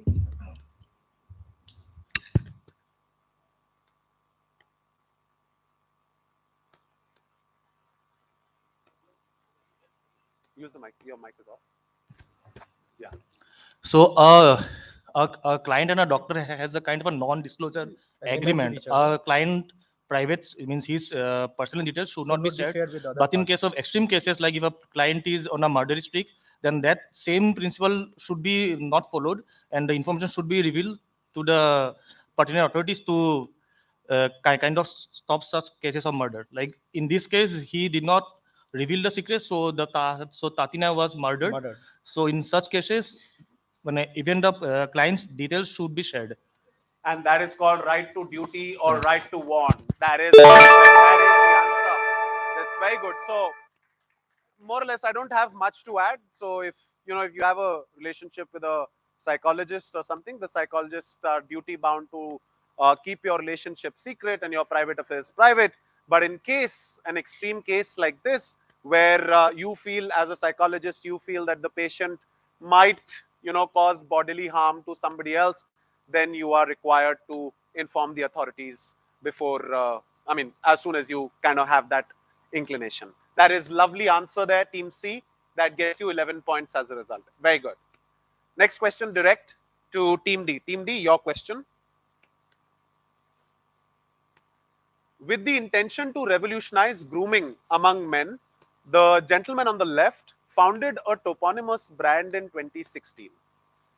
In 2020, he launched what brand for women? That's on the right. So you have to essentially identify the logo by changing just one letter in the name of the place. So toponymous means named after a place. Okay. So his company is named after a place. And in the name of the company, he changed just one letter to introduce a brand or introduce a range for women. So tell me the name of the brand for women. I will ask for spellings. Brand for women or the company mostly? Brand for the women. Mostly known. No, I'm looking for what brand for women did he launch? If you know the company that he founded, just change one letter in that, in the name of the place, and tell me the spelling. And that's the name of the brand for women.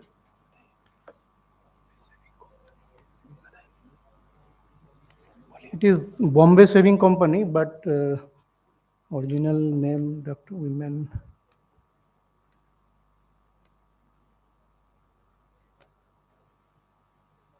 No answer?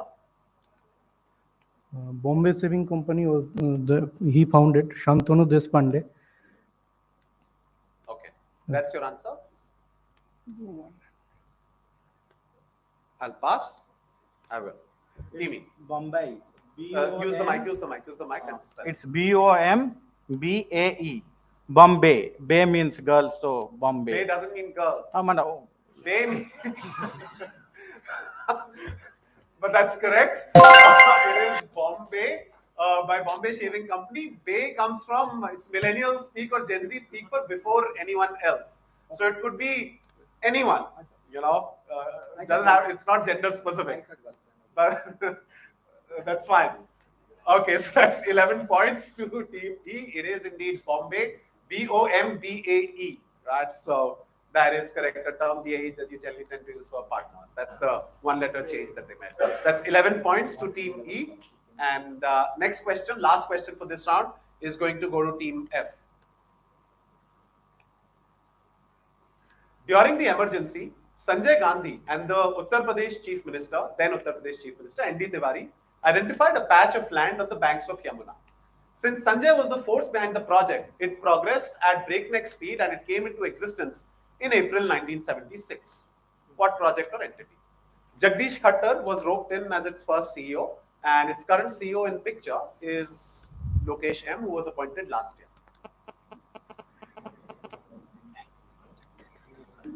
Yamuna Expressway. Is incorrect. Team A.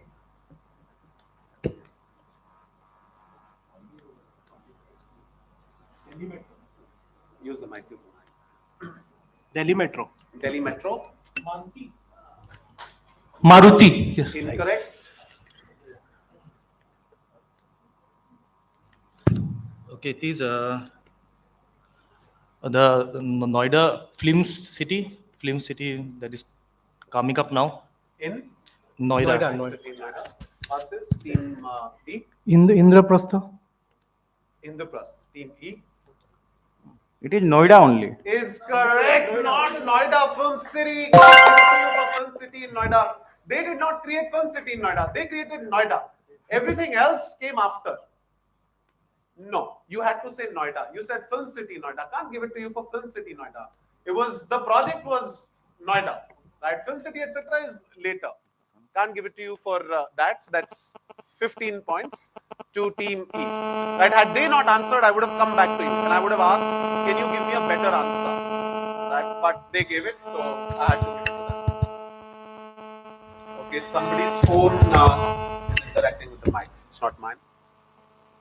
All right, so that's 15 points to Team E. That's the end of round one. We won't take a look at the scores right now. We'll take a look at the scores later. So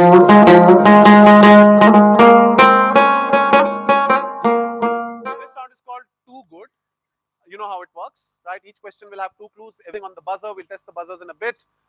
First clue, 15 minus 5. Second clue, 8 minus 5. Right? Every team can attempt on every clue. The same team cannot repeat buzzer attempt on the same clue. You can, however, try again on the following clue. Team A, press the buzzer. Please reset. Team B. Team C. Yeah, that the other one is the button. That is a signal for you that it's on. Team D. Team E. And Team F. All right. First question, first clue for plus 15.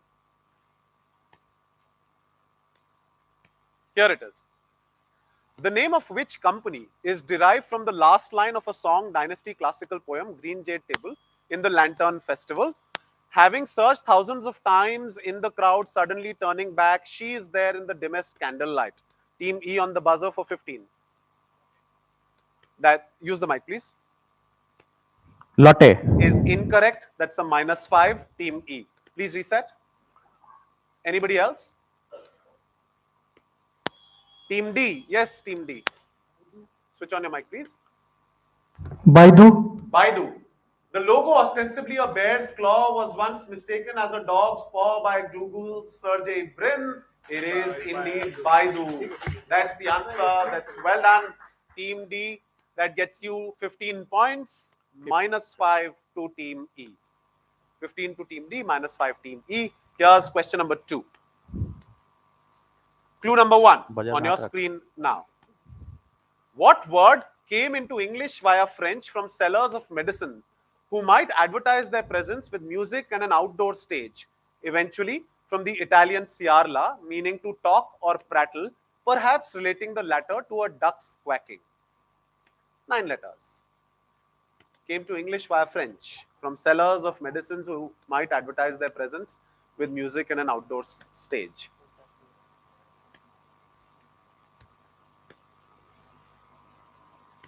For 15 points.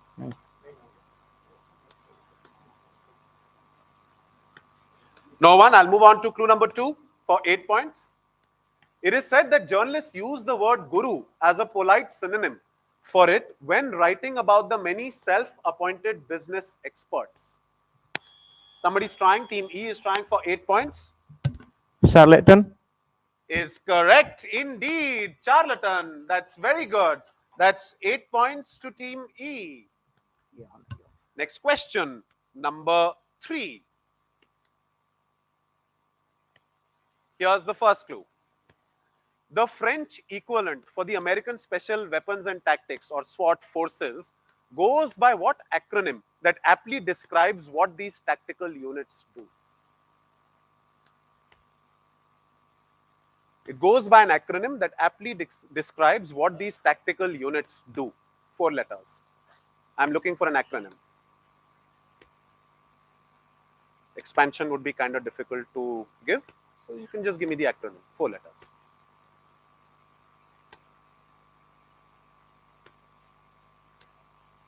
What does Special Weapons and Tactics, the SWAT forces, do?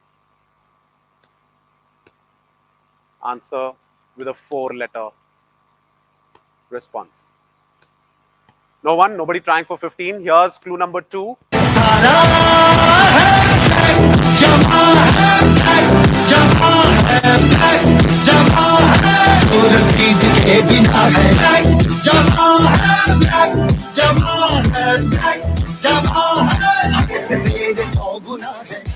Right, on the buzzer is Team A, a name shared by this film. Raid. Spell it. RAID. Expand it. No.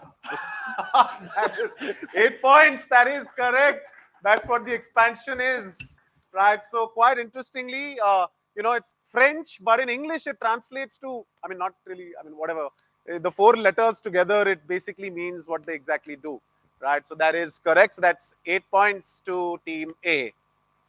Next question, number 4. Here's clue number 1 from the world of advertisement. From Egypt, these are creative advertisements for which brand? So I'm going to show you a second one in the second clue, if needed. Somebody's trying. Team E is trying. Yes, Team E. Is it Kit Kat? Clue number 2. Downloading the break. Don't stop. It is correct. That's 15 points. That's very good. Take a break, have a Kit Kat. Have a break, have a Kit Kat, sorry. Yeah, so that's Team E. That's 15 points to you. Final question for this round. Then we take a look at the scores. Here's clue number 1 coming up on your screen now. So you have to tell me what describes the third column, the rise of blank culture. This is from an article on how we're transitioning from a culture of endless entertainment to blank culture, one of perpetual distraction. 8 letters.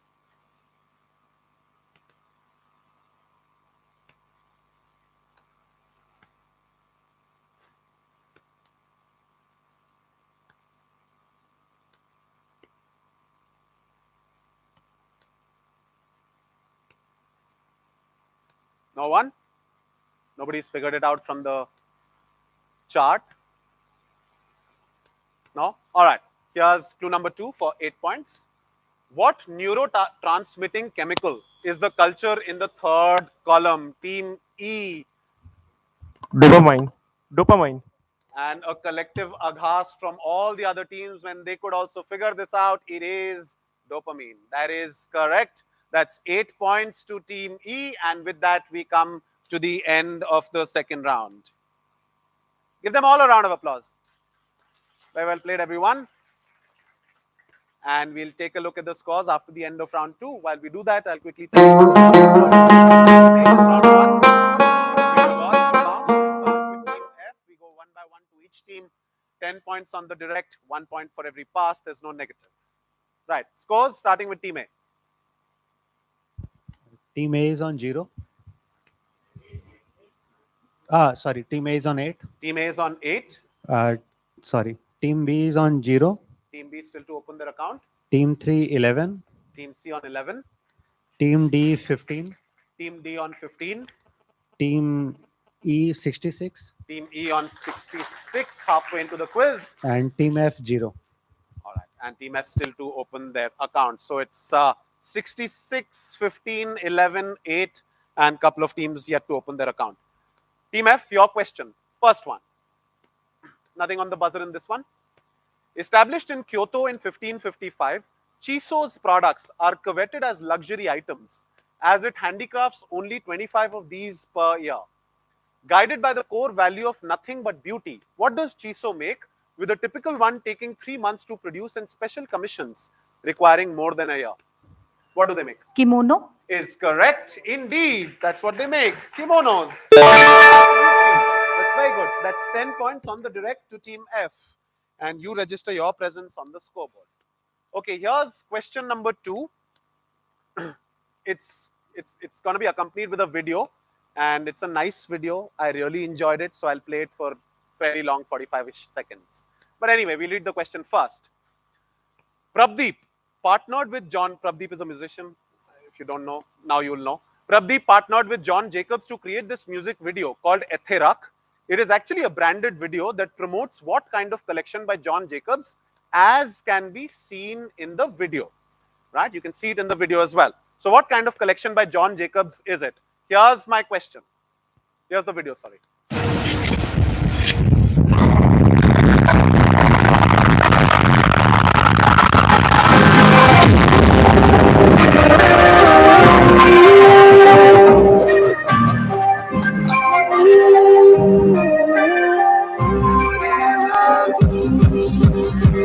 ਸਵੇਰੇ ਤੜਕੇ ਭਾਜੀ ਅੜ ਗਏ ਕਰੇ ਵੜ ਕੇ ਸਾਰੇ ਧਰਤੇ ਸਵੇਰੇ ਤੜਕੇ ਭਾਜੀ ਅੜ ਗਏ ਕਰੇ ਵੜ ਕੇ ਸਾਰੇ ਧਰਤੇ ਇੱਥੇ ਰੱਖ ਮੇਰਾ ਹੱਕ ਤੇ ਤੇਰਾ ਸ਼ੱਕ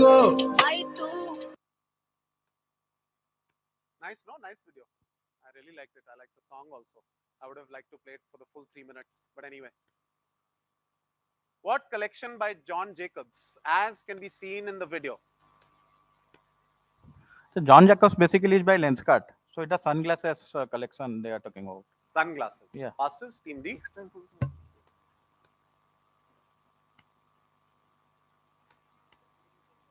Yeah, what kind of range? No, I'm not looking, it's not a music question. It is a what kind of range by John Jacobs is being promoted through this video. Sorry, what did you say? No, the brand is John Jacobs, but what kind of product are they promoting?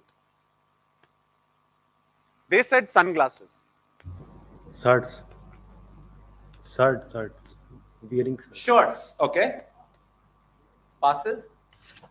Okay, we are going with sunglasses for interior use, for drunk parties, for rave parties, like sunglasses, but for interior sunglasses, not to be worn outside, but for parties and for people. I think you should send a response to contact@johnjacobs.com that, you know, this is a range you can launch, but this is not it.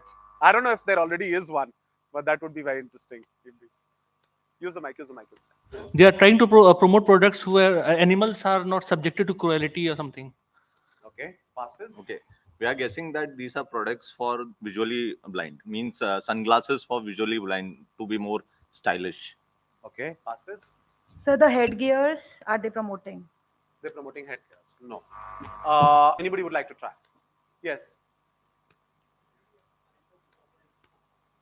Nothing online. For night vision, no. Sunglasses for men. Jewelry for men. Okay. No, John Jacobs, as Sampad identified, as a Lenskart brand. So something about the glasses that they were wearing.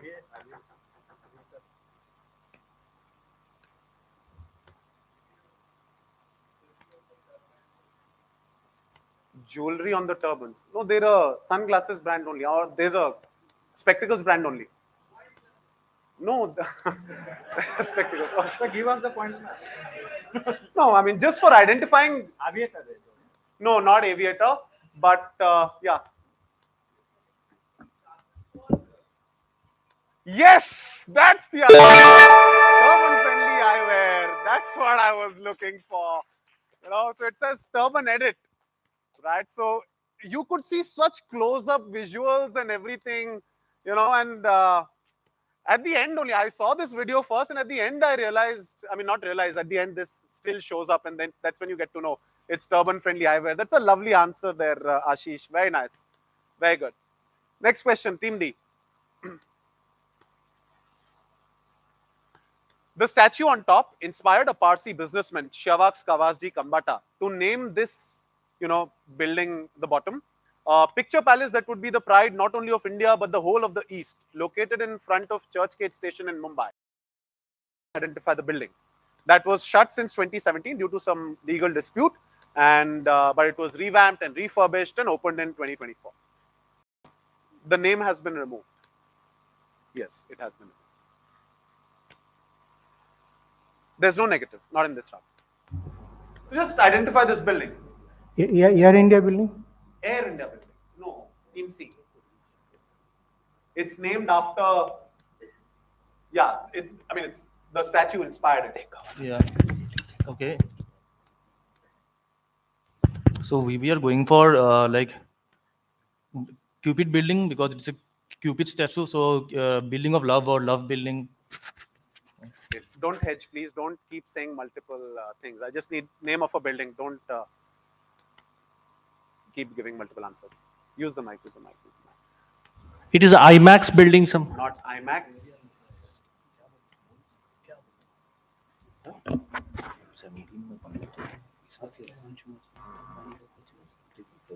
Victoria. Victoria. No.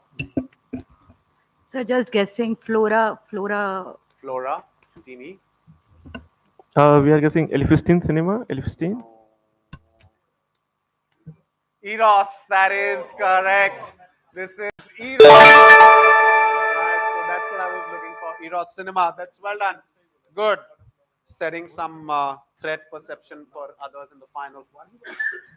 All right. Next question. Direct to Team C. This is Eros, the iconic Eros Cinema. Churchgate. Okay. Team C. Your question. I'll show you a larger visual, although there's not much really in the visual. But if you want to see something, I'll come back to it. 100+ years have passed since this play was first staged in 1921, but its vision of artificial humans, almost indistinguishable from the real thing, who do most of the world's labor so that their masters can enjoy a post-work utopia, seems not far away. The picture depicts the set design for a 1921 performance in Prague of a Czech play, which gave what new word to English language?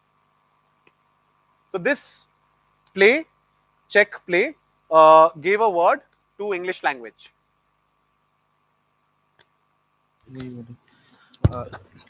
Robot. Is it robot? And the play is? We don't know the. I forgot the name of the play. It is robot. Oh, what is happening? What happened? Did something remain pressed?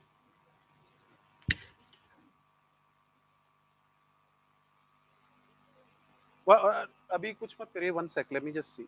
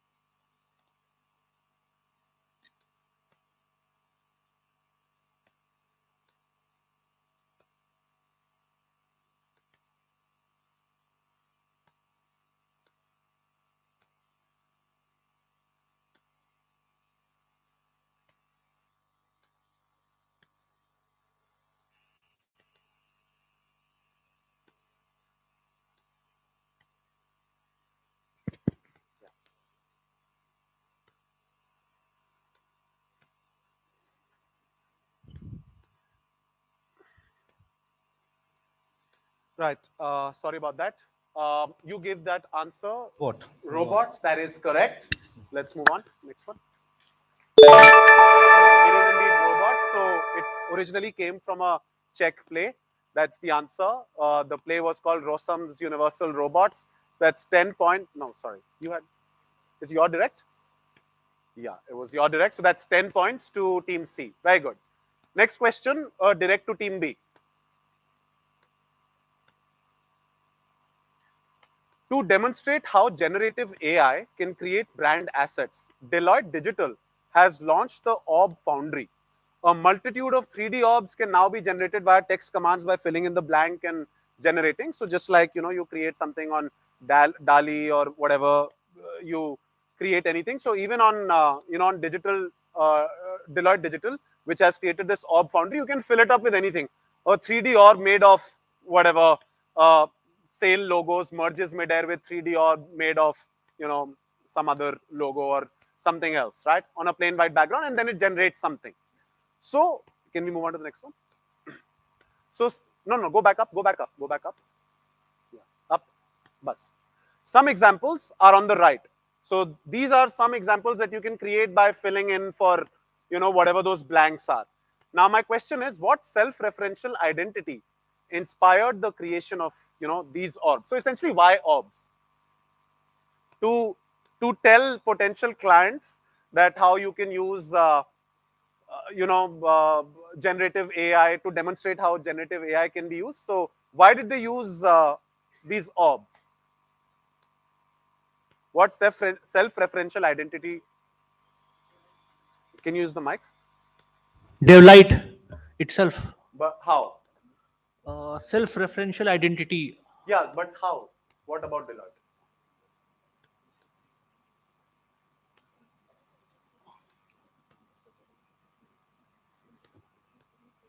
No? No. Passing? Team A? The dot on the eye of Deloitte. The dot on the eye of Deloitte. Passes?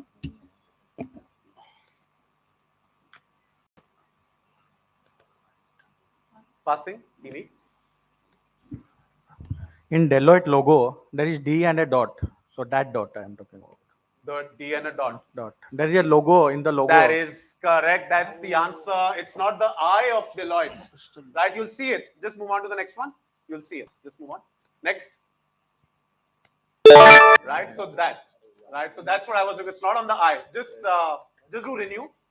Yeah, just do renew. And just do no. And that's it. Okay. All right. So it is the green dot, not the dot on the eye. Right? So I had to be very specific on that. So that's correct. So team E, that gets you 11, 12, 13. 13 points. Right? 13 points is what I was doing. It's the green dot that Deloitte's logo uses. That's why self-referential. All right, next question. Team D, you're direct. Last question for this round. The word 1, 2, 3, 4. Right? So it's a 4-letter word with 4 different alphabets in it. Right?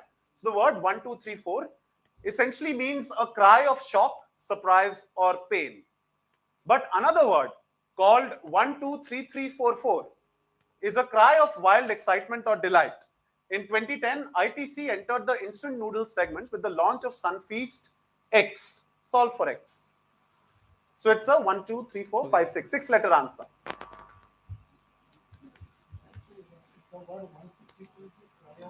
Yes.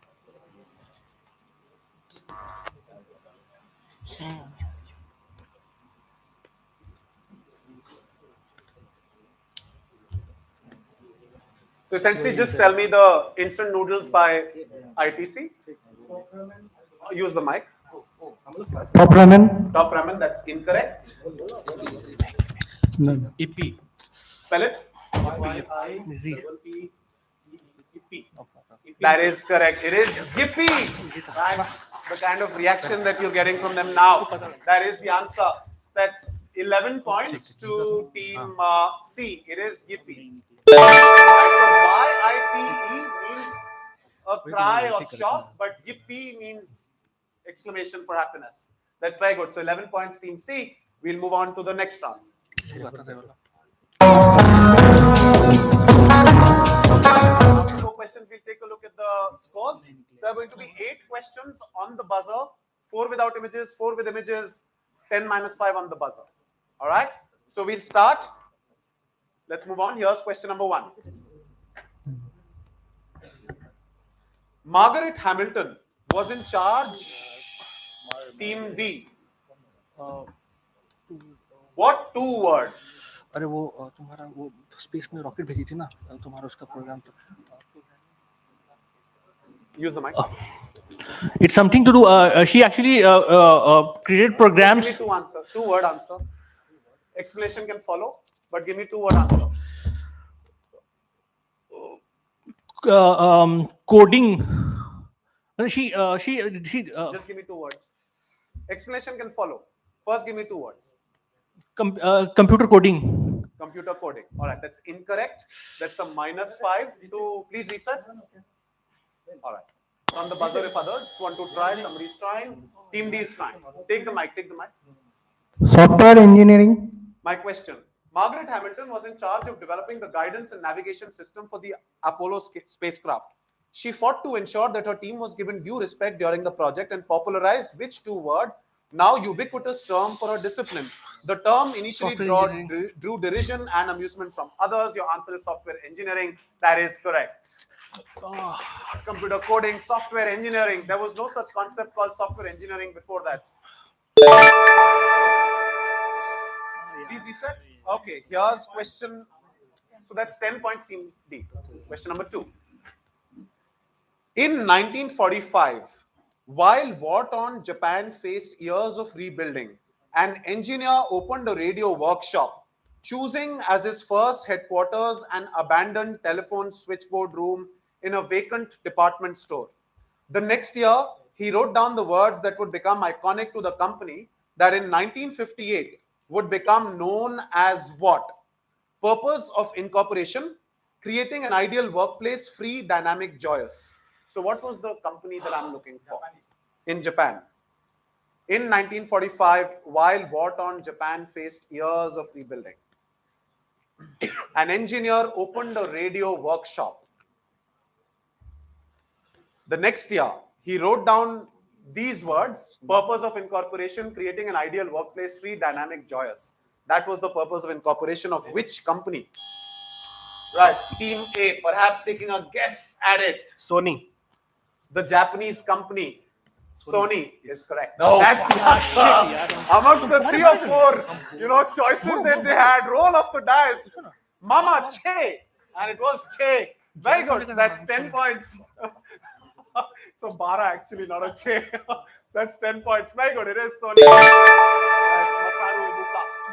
So Sony originally started as a radio workshop. Right. Okay. Let's move on. Here's question number 3. On 31st of January 1948, The Hindu was the only Indian newspaper not to carry the news of Mahatma Gandhi's assassination on the front page. Why? Oh, I thought this would have been the easiest of the lot. Clearly not.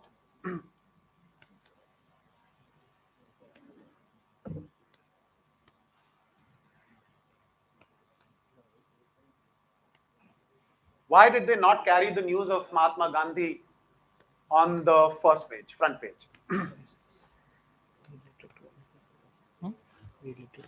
Anyone trying? Plus 10, minus 5. Another throw of the dice, perhaps. Who's trying? Team B is trying. Maybe the name Nathuram Godse would have something to do with religion. I mean, he was extremist of certain religion, and that's why they thought that it will create a negative sentiments regarding the paper. All right, that's incorrect. That's a minus 5. Please reset. Somebody's trying. Team A, perhaps another throw of the dice. I think Use the microphone. I think it's off. Yeah, we are just trying to fit in. MGR died in and around that period only, so they gave preference to the death coverage of MGR more than Mahatma Gandhi. That's incorrect. That's a minus 5. Team A, please reset. Anybody else? No? Okay then, audience. Yes. That is correct. In those days, the first page was reserved for advertisements. Right, so that is why there was no Mahatma Gandhi coverage in the Hindu. That's lovely. That's a lovely answer there. Okay, question number 4 on your screen now. What is the last sentence of the Communist Manifesto co-authored by Marx and Engels? Last phrase or last sentence. It's a very popular phrase or sentence, perhaps. Okay, Teamy. Death to capitalism. Is incorrect. That's a -5. But okay, sorry, I can't give clues since you've tried. Okay, what's the last sentence or phrase? It's fairly popular.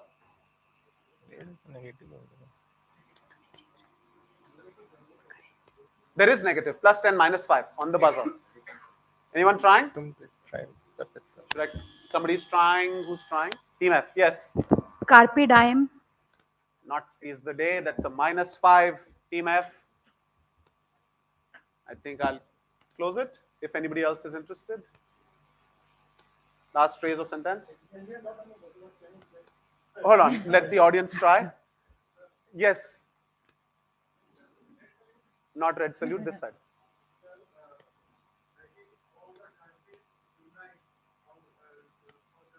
Thoda or build on his answer. But we'll give you a chocolate, yes. Or thoda. That is correct. That's the answer. Workers of the world unite. That's correct. Right, we'll take a look at the scores before we move on. Right, we can give a prize here also because he did most of the hard work this side. Yes. Score starting from Team A. Team A is on 13, 1-3. Team A on 13. Team B -10. Team B on -10. Team C 32. Team C on 32. Team D 25. Team D on 25. Team E 74. Team E on 74. And Team F 5. And Team F on 5. All right, please give one final round of encouragement applause. 4 questions to go. All right, here's question number 5. The man in this Pat Oliphant cartoon is Paul Ryan, Mitt Romney's running mate during the 2012 US presidential campaign. Who's the Russian-American lady? Who's the Russian-American lady? Somebody's trying. Team E. Ayn Rand. On the last question, I asked a question on communism. Yes. And I had to balance it with objectivism. It is indeed Ayn Rand. Absolutely. That's very good answer. Let's take a look at the answer. It is Ayn Rand. Russian-American ladies. That's 10 points to Team E. Next one, number 6. Just play one more. You want to add something more?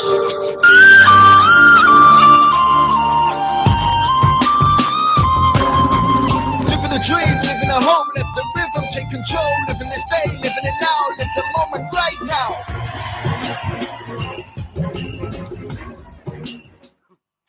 All right, so I can't ask the question, but you can see whatever you can see on screen and you tell me what your answer is. We'll say A.R. Rahman. All right, my question. Initially hesitant, saying, why do you want me for an ad film? I'm so ugly. This ad marked the on-screen debut of whom? Let's take a look at the answer.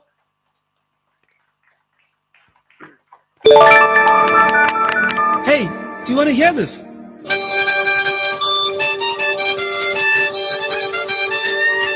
It's nice. You want to add something more? It is indeed A.R. Rahman. So that's the first time A.R. Rahman appeared on screen. That Airtel ads. That's 10 points to Team A. Please reset.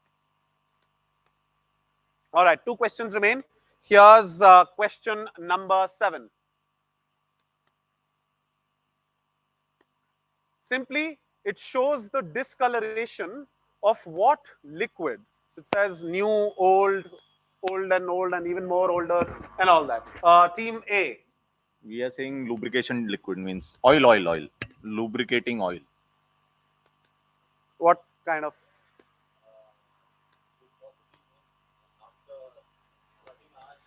Okay, fine. I'll give that to you. That's fine. Because essentially that's what it's said after, as it gets more and more older, we'll take a look at the answer. It's fine. It's more or less the same. Engine oil is what I was looking for. Lubrication with engine oil. That's correct. So as it sort of ages more and more, it changes its color. So that is the answer. So that's 10 points to Team A. Final question coming up on your screen now. Final question. What was first, Team B?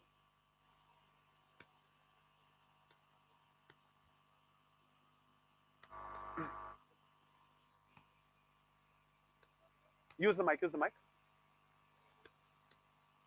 This is the first atom bomb was tested here. All right, that's incorrect. Please reset. Next on the buzzer is Team E. Scrabble it is. Okay.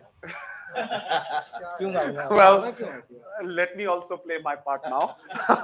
What was first tested in 1938 in a social room of the Community United Methodist Church, not far from the corner in Queens, New York, where you would find this signpost? In the bottom signpost, you can see there are some numbers attached to some alphabets, which indicates the amount of points that these alphabets get when you play the game of Scrabble. That's 10 points to Team E. That's very well done. And that brings us to the end of the second semi-final.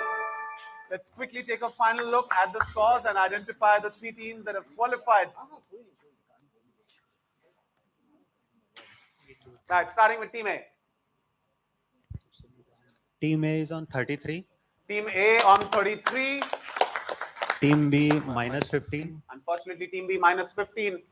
Team C 32. Team C on 32. Team D 25. Team D on 25. Team E 94. Team E on 94. Team F 0. And Team F on 5. 0. Sorry, 5. 5? Yeah, okay. All right, so qualifying in third place is Team C from IISP with a score of 32. Yeah, and then is Team A with a score of 33, making up the second team from Bhilai to qualify in the final, and of course also qualifying with that fine performance with a score of 94 is Rourkela with Sampad and Abhishek. Right, that's it. Thank you, everyone. I request you to please join the audience, and we'll start the final immediately. Or do we?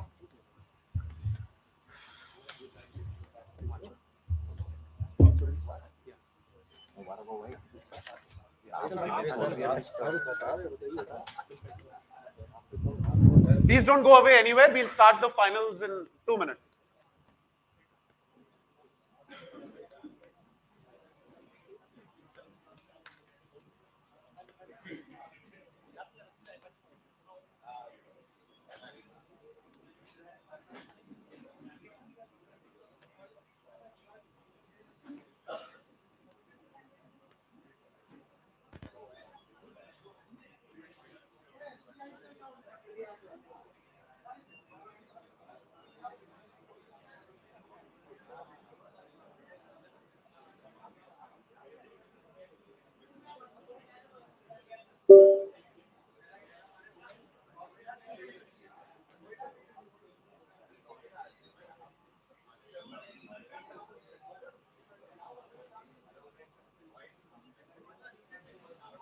Okay, participants, please be seated. We will start our final round in a minute.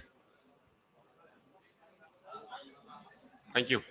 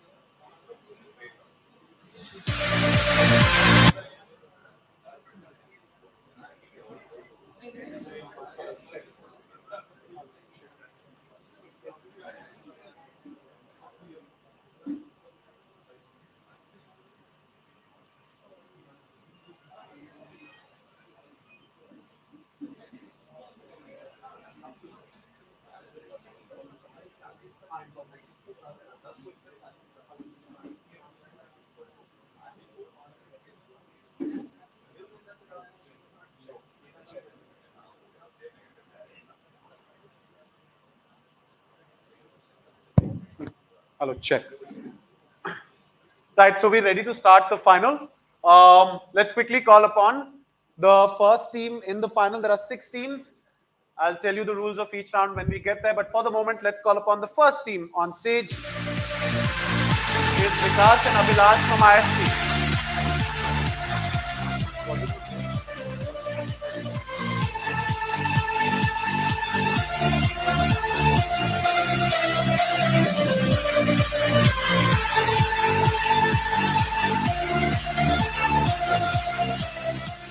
Joining them on table B are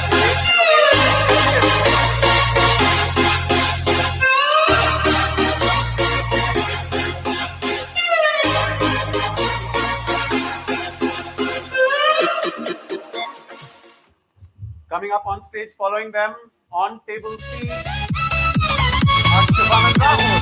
Bokaro.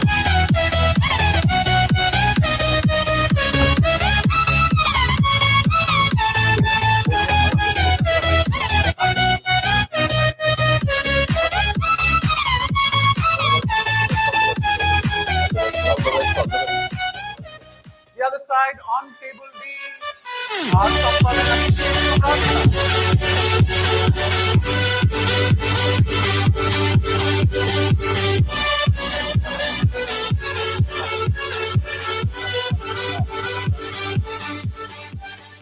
on table E are from Burnpur. Ajay and Ajay.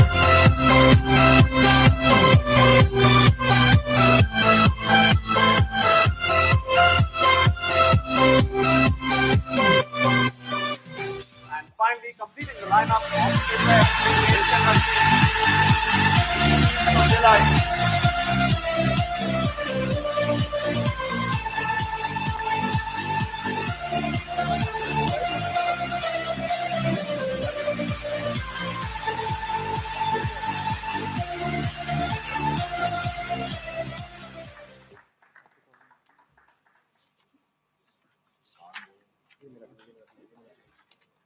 Right, so a couple of teams from Bhilai, one from Bokaro, one from ISP, one from Durgapur, and one from Rourkela. That completes the lineup for the 6 teams in the final.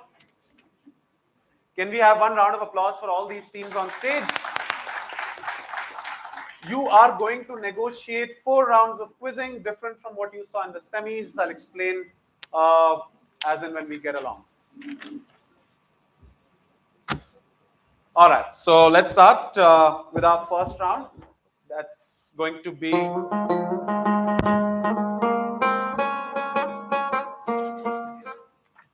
right. So round number 1 is called quick bounce. In this final, we have all the rounds that are on the buzzer. I repeat, all rounds will be on the buzzer.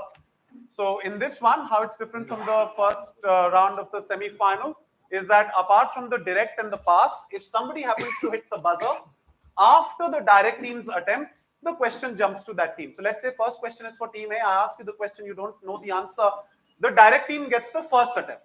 All right. Then the second attempt will be by the team on the buzzer. Let's say team F is on the buzzer. Instead of it passing across B, C, D, and E, if team A gets it wrong, the question jumps straight to team F. But on the buzzer, it's going to be for +10 and -5. Of course, on the buzzer. What do you mean? You can press the buzzer the moment question appears on screen. I will not say now the buzzer is open or anything like that. Just press the buzzer and wait. There is only one buzzer per question. So if team F presses the buzzer on team A's direct question, instead of going through team B, C, and D and E, it goes straight to team F for +10, -5. If you are wrong, you get a -5. Question then starts passing from team B, C, D, and E without going to team F again for no negatives and 1 point added for their score. Now, the follow-up question. So let's say if team A's question is answered by team F on the buzzer, the follow-up question will not again go to team A. This time it will go to team B. So let's say, let me change the example. Let's say team A's question, team E buzzed. Next direct question is not for team F, but for team B. Okay, because it was stolen on the buzzer. But if it passes one to the next, and if it passes from team A to team E answers for 14. Next question in that case is for team F. Okay? But if the -5? Then it passes back to team B, C, D, and to F because E has already tried. Right? Okay. Can you check it? Okay, sure. Quickly, we'll test buzzers once. Team A. Right. Team B. Oh, just reset. Yeah, Team B. Reset. Team C. Reset. Team D. Reset. Team E. And Team F. Okay. So we'll start. Yeah. Please reset. Okay. The moment question appears on screen, I won't consider that to be testing of buzzers. You'll have to give an answer, even if it is by accident. All right, first question, Team A, you're direct. You don't have to press the buzzer. Other teams on the buzzer, the direct team will get the first attempt. In biological studies, in vitro refers to studies or experiments conducted outside the living body and in an artificial environment. In contrast, in vivo refers to studies or experiments that are performed in the living body of a plant or animal. My question is, what are experiments, Team D on the buzzer, but they'll wait. What are experiments conducted in silico, a term coined by mathematician Pedro Miramontes in his 1989 report, DNA and RNA, Physico-chemical constraints, cellular automata, and molecular evolution. If you've read this paper, it's easy to answer.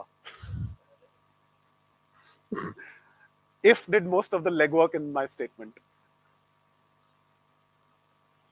Okay.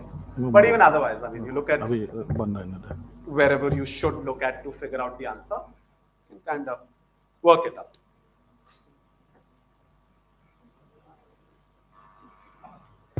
Okay. So we are going for in silico means basically it mimics an internal environment, but in the outside context. Like the experiment will not be performed inside the body, it will be performed outside, but the environment will be mimicking an internal body. So like a combination of in Yes. vitro and in vivo inside and outside. That's incorrect, but a good attempt though if you had no clue about it. Team D, please take the mic. Plus 10 minus 10. We will say in silico means inside the computers, because computer simulations are called in silico. It's lovely. That is correct. That's the answer that I was looking for. Experiments carried out inside a computer simulation. That's a lovely answer. So silicon chips, etc. Those were your connections. Early days of, computing. That's a lovely answer there. Team D gets you 10 points on the buzzer. Next question direct to Team B. Right, Bilai, your question. Here's question for Team B. Others on the buzzer. I'll show you one more visual, but you can buzz right now if you want. In the 1890s, after having established a virtual monopoly over oil in the US, Standard Oil turned to the 400 million strong Chinese population. To break into China, Standard Oil began giving away some 8 million of a certain product to the Chinese. What strategy that gives its name to this book and a 1935 Pat O'Brien starring movie did Rockefeller for Standard Oil use?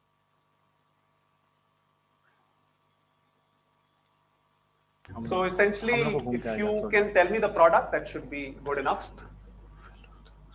Or you can tell me a certain strategy which involves the usage of the name of that or refers to that product.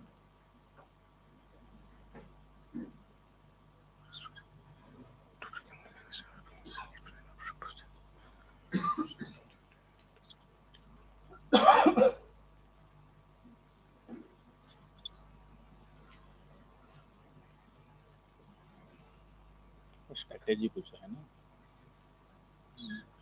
Nobody on the buzzer? So what product or what strategy? It says something of China.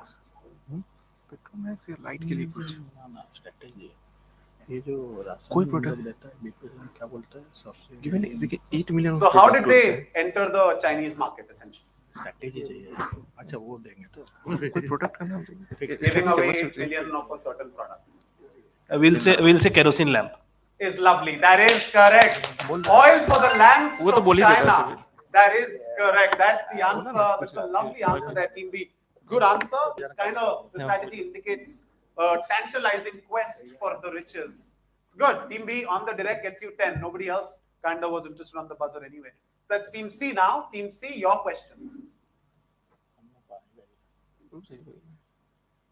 PT Perusahan Rokok Tiap XY TBK.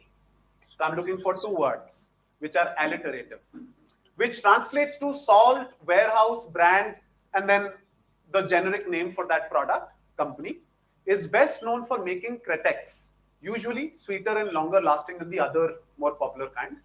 What alliterative blanks are XY?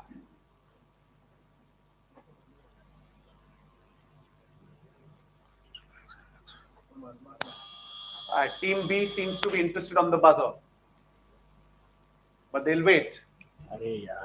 क्या है क्या है अभी बचन मार सकते हैं उसको नहीं क्या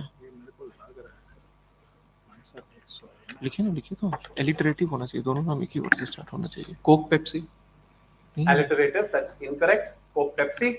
Team B is lovely. That is correct. This is Gudam Garam, the product in question being cigarettes or clove cigarettes is what they're known for. Cretex cigarettes, as you can see. So lovely answer there. Team B on the buzzer gets you 10 points to follow up with the 10 points that you got on your direct. Next question is going to be a direct to Team D. Other teams on the buzzer. Built in Baku in Azerbaijan in 1882. This is Villa Petrolia or oil estate. Team B on the buzzer again. It includes residential buildings, a Swedish-German school, a theater, a hospital, and a family mansion. It currently functions as a museum dedicated to the family which established the estate and operated an eponymous oil company here for years. Credited as the pioneers of Russian oil industry. Which family, whose other brother in the family is known for a different legacy, nothing to do with oil. So which illustrious surname am I looking for? Alexei Navalny. Called the pioneers of Russian oil industry. Alexei Navalny, उसका भाई. So you want what? The surname. Shared family name. Russian oil companies को नाम. Like the Mishras, Abhishek and something. Unlike the Mishras. क्या तो नाम उसका? याद नहीं आ रहा. कुछ मत बोलिए अगर कुछ नहीं आता. हाँ तो who will say?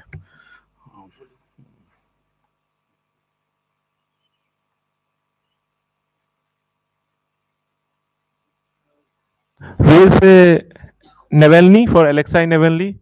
Is incorrect. Passes to Team B. This is the Nobel family. Is lovely. That is correct. 3 consecutive answers by Team B. Indeed, the Nobel family. Very good. Team B gets 10 points. A different legacy. We're all aware. The Nobel Prizes. Right. Okay. Next question, a direct to Team E. Team E for you. Others on the buzzer.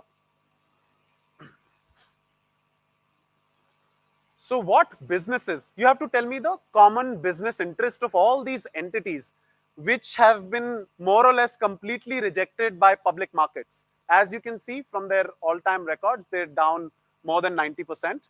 So there are others too which are listed, but I've given 3, let's say, more well-knowns. Right? So their ticker symbols are BYND, OTLY, TTFCQ. On the buzzer is Team D. You have to tell me what is the shared business interest. What business are all these companies in? If you can identify any one company, then you can sort of extrapolate that information and lagao it and chipkao it into others.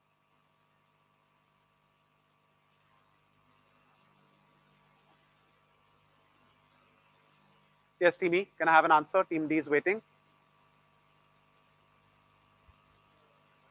Take the mic. Yeah. Like Zoom and this. Sorry, can you repeat your answers? Yeah, virtual conference, online conference. Okay. Good try.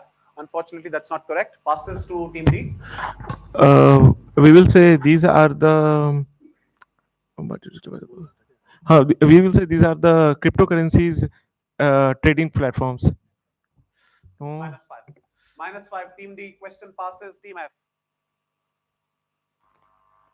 Now it passes with 12 points and onwards. Yes. Chip making companies. Chip making companies like Lay's.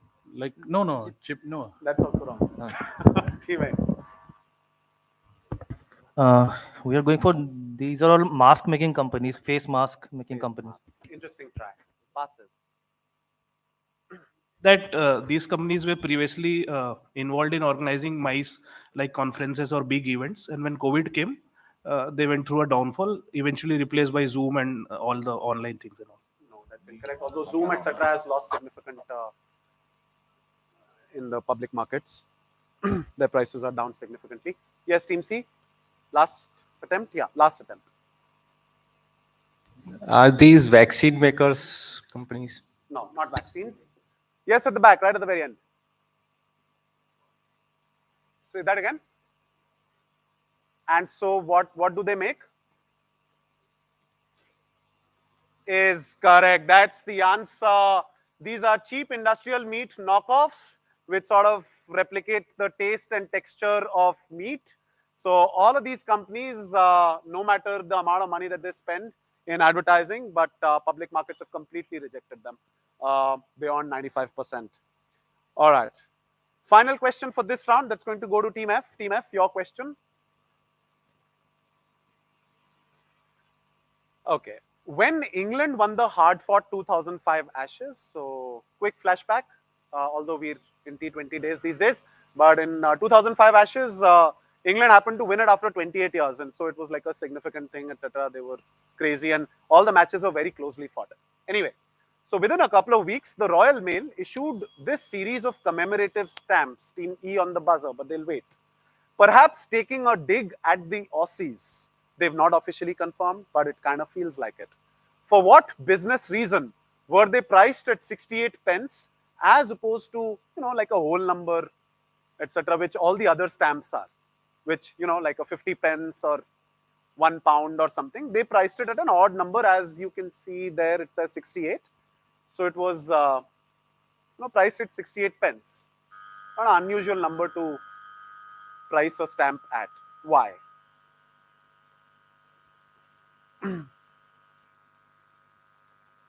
For what business reason? Yes. Team F. But, you can argue it's perhaps taking a dig at them. They won by 68 runs. So 68. Okay. No, it's a business reason I'm looking for. It's for sending the mails to Australia. The cost of sending the mails to Australia is lovely. That is the answer. That was the cost of sending a letter to Australia. So the idea was that, you can troll people at Australia, just 68 pence. So lovely answer there, Team E. Very good. That gets you 10 points on the direct, on the pass, on the buzzer, but regardless, still 10 points. That's the end of round number 1. We'll move on to round number 2. Okay. Now, same as round 1, except each question has 2 answers. And so you can get part points, but not on the buzzer. If you're buzzing, I need both answers. If your one answer is correct, one answer is wrong on the buzzer, you are still getting -5, right? But on the pass and on the direct, take half points. I'll give you half points, right?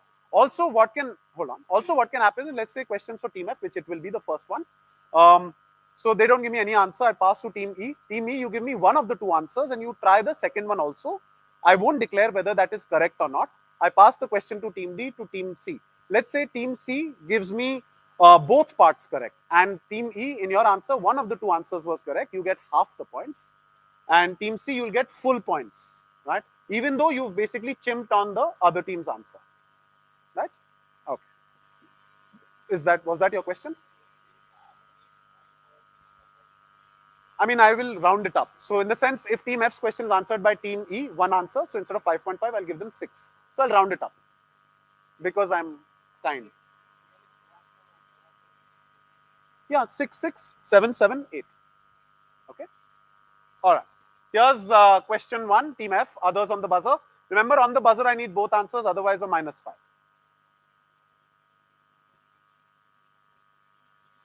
Established in 2007 in Gurgaon, Artemis Hospital is the only business by its tire manufacturing parent company that uses this name.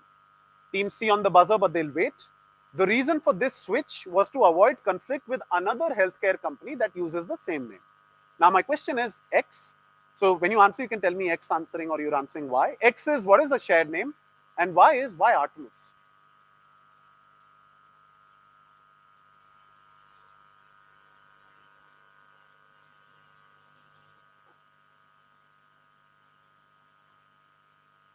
What is the logic behind the name Artemis?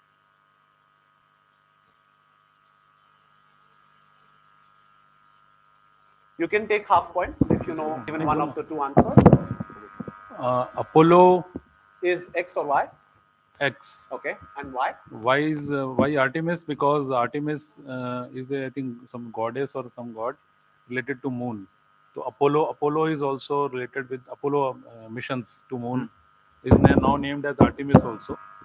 So that is the connection. Passes to team C. Apollo is X, and Artemis because it's the sister of Apollo. Is correct. That's the answer. You took one extra step, right? You connected it to moon, Apollo moon, That's and right. Artemis also moon or something. No, it's just twin sister of Apollo is Artemis. So that's 5 points to team F and 10 points to team C.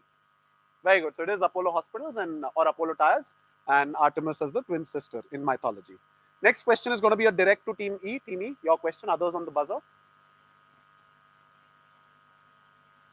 There were 101 designs for X submitted to a certain council in the 1950s. The winner was a design inspired by the 12-star halo of Virgin Mary, which you can see on top. It was a design inspired by this visual. Right? Not the same design, but a design inspired by this visual. In 2002, Dutch Pritzker awardee Rem Koolhaas suggested a new design that represents diversity and unity. He proposed this design that was dubbed the Y, and because of what it resembles and what it looks like, and has also been compared to a wallpaper, a TV test card, and deck chair fabric. Give me X and Y.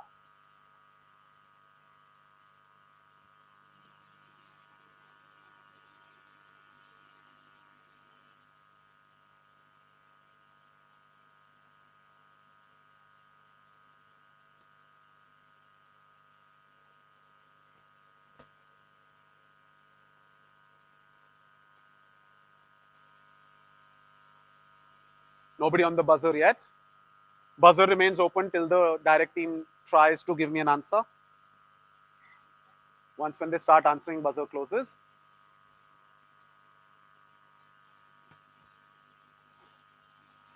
Yes, Timmy. X is Starbucks. X is Starbucks. And why? LGBTQ. Okay. Passes. No buzzers anymore. Team D.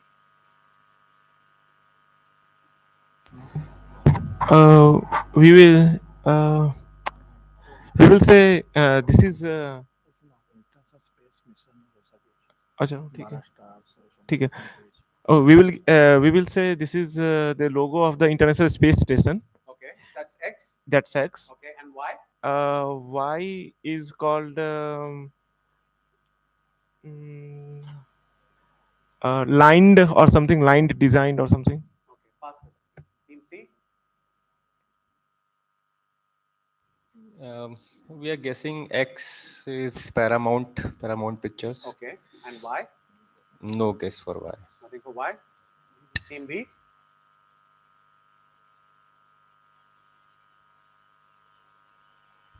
We are guessing X as Paramount Pictures and Y as LGBTQ card, means Okay, flag. so mixed two Yeah. answers. Nice try. Give it. We are You can guessing. mix the other two answers. No, we are guessing that the first is Columbia Pictures. Lady with the Sorry, left. which one? Columbia Pictures. Okay, Columbia. And Y is LGBTQ flag. X is Prudential.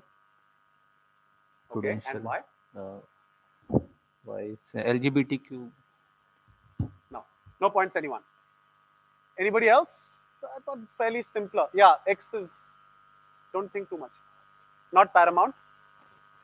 Not Netflix. Things that you see on a very regular basis. No. Okay, I'll close it. Right, X is the European Union flag and Y is just a very simple call, the barcode, to represent diversity of the various countries, and the 12 stars on Mary, the 12-star logo of European Union, the European Commission, the Council. Oh dear. Okay, next question, a direct to Team D.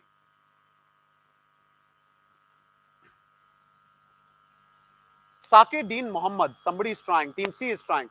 Sake Dean Mohammed was the first person to open an X in Britain. While X did not work out, so it was a failed attempt, In 1814, he and his Irish wife Jane moved to Brighton and opened a public bathhouse, also the first of its kind in England. The bathhouse was very popular, and both King George IV and his successor William IV were among the customers.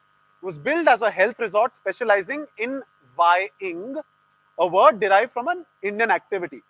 This was hugely successful and resulted in Muhammad being appointed the royal vying surgeon. What are X and Y? And this is what he looks like when you zoom in.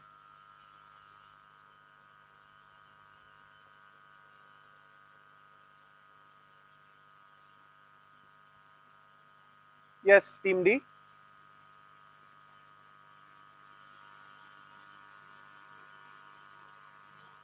No, wait. Relax. It's there direct. Team D, you'll have to answer first.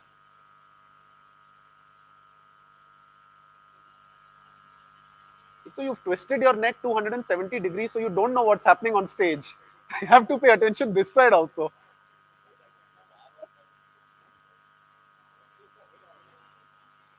Okay, but that's too far off.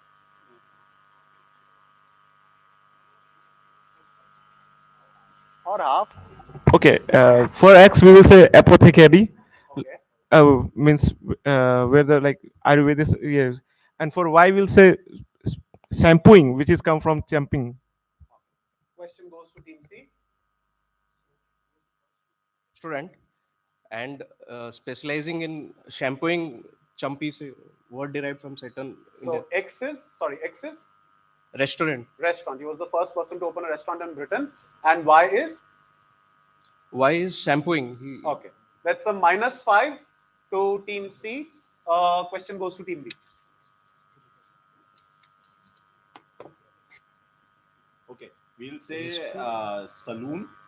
For which one? X. X. And shampooing means Y. All right. Passes, Team A. We are saying spa and shampoo, which comes from Champi. All right. Passes, Team F. Vapor Bath Club, Okay. and the word is shampoo for Champi. Amy. Take the mic. Why is Champi or shampoo? Okay. And X.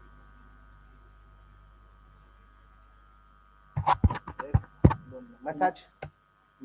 Okay. No. So that's 5 points to Team D for shampoo, and Team C will kind of regret it. Yes. Not hammam. So why is shampoo? But kind of build on Team C's answer. Because it wasn't the first restaurant in Britain. Okay.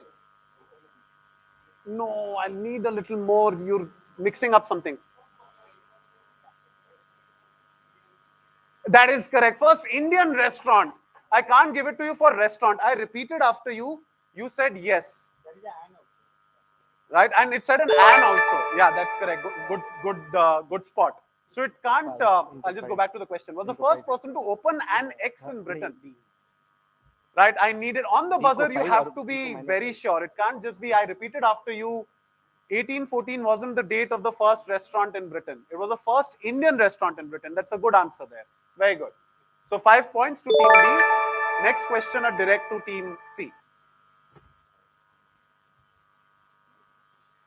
Hans Sloane, whose contributions are the foundational source of British Museum and the Natural History Museum in London, acquired his wealth because of his recipe of XY.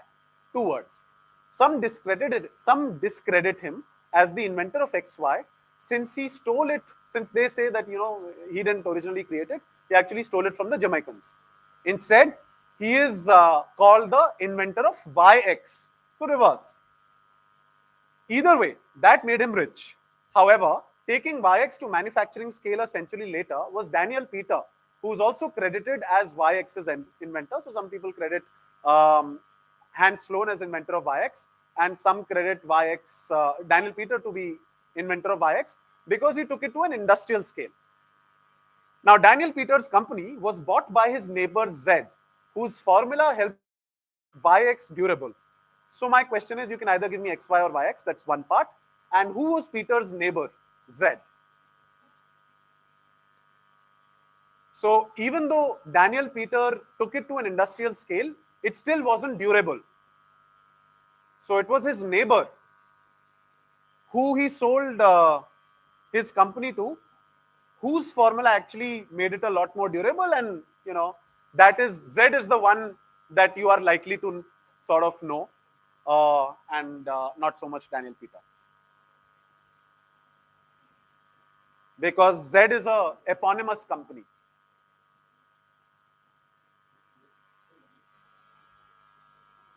Team C.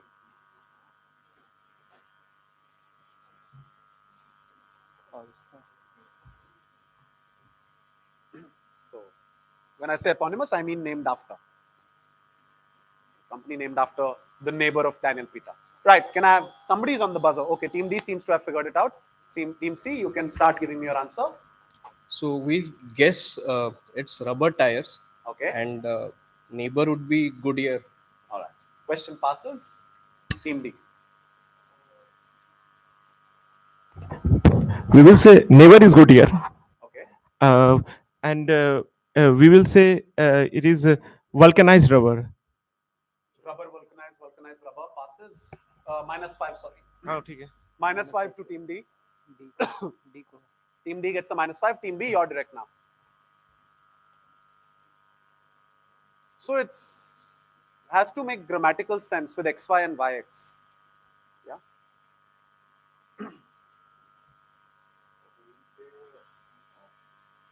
We will say it's XY is tire tubes and tube tires, mean something like that, and Goodyear. Okay. Team A. Yeah, we are going with tubeless tires and Goodyear. Okay. Team F. Passing. Team E. No? No? All right. Audience, change the industry. And who's the neighbor? No, dusra wala. Nestle, that is correct. This is chocolate milk, milk chocolate, or Nestle. Right, Henry Nestle, the neighbor. So we can give, do we have Nestle chocolates, or are we giving Cadbury chocolates? Which one are we giving? All right, one this side, one this side. Right, so that's chocolate milk or milk chocolate and Henry Nestle. All right, next question direct now to Team B. Everybody thinking on wrong track on the previous one. Okay, a kibitzer describes a certain practice in sports such as chess and bridge. So here are a couple of people playing bridge, and there are a couple of people who are playing the role of kibitzer. So you have to tell me what is a kibitzer. And with a 25-year age gap between them, who are the two people who are playing bridge here? Who's on the buzzer? Team D on the buzzer. But they'll wait. So one part is what is a kibitzer, and the second part is tell me the two people playing bridge here whose image I've hopefully successfully hidden. We'll see.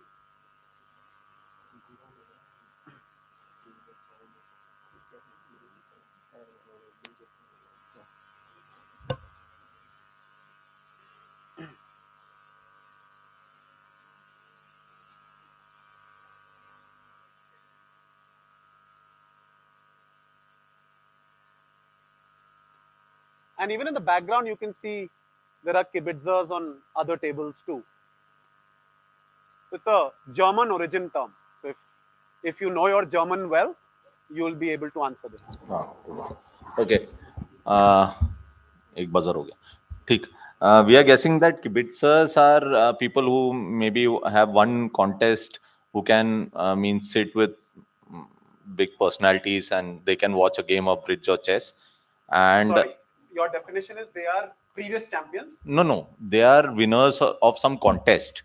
Means lucky draws. Yeah, exactly. Lucky draw contest. And they can witness the game of bridge between two. Privileged to witness a game between. Yeah, celebrities. Yeah, right. And the two people hidden are Warren Buffett and Bill Gates. Is correct.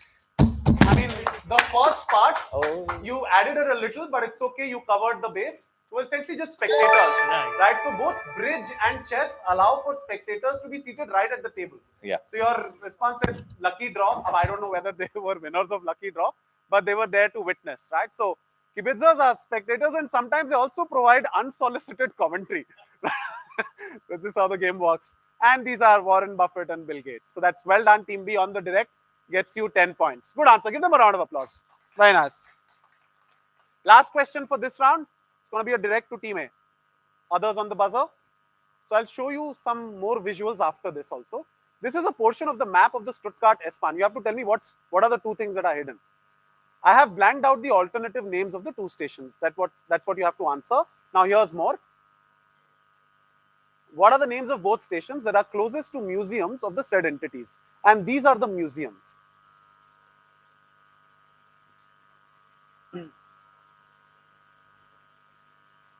Right? So, yeah, I need the, just give me the two blanks.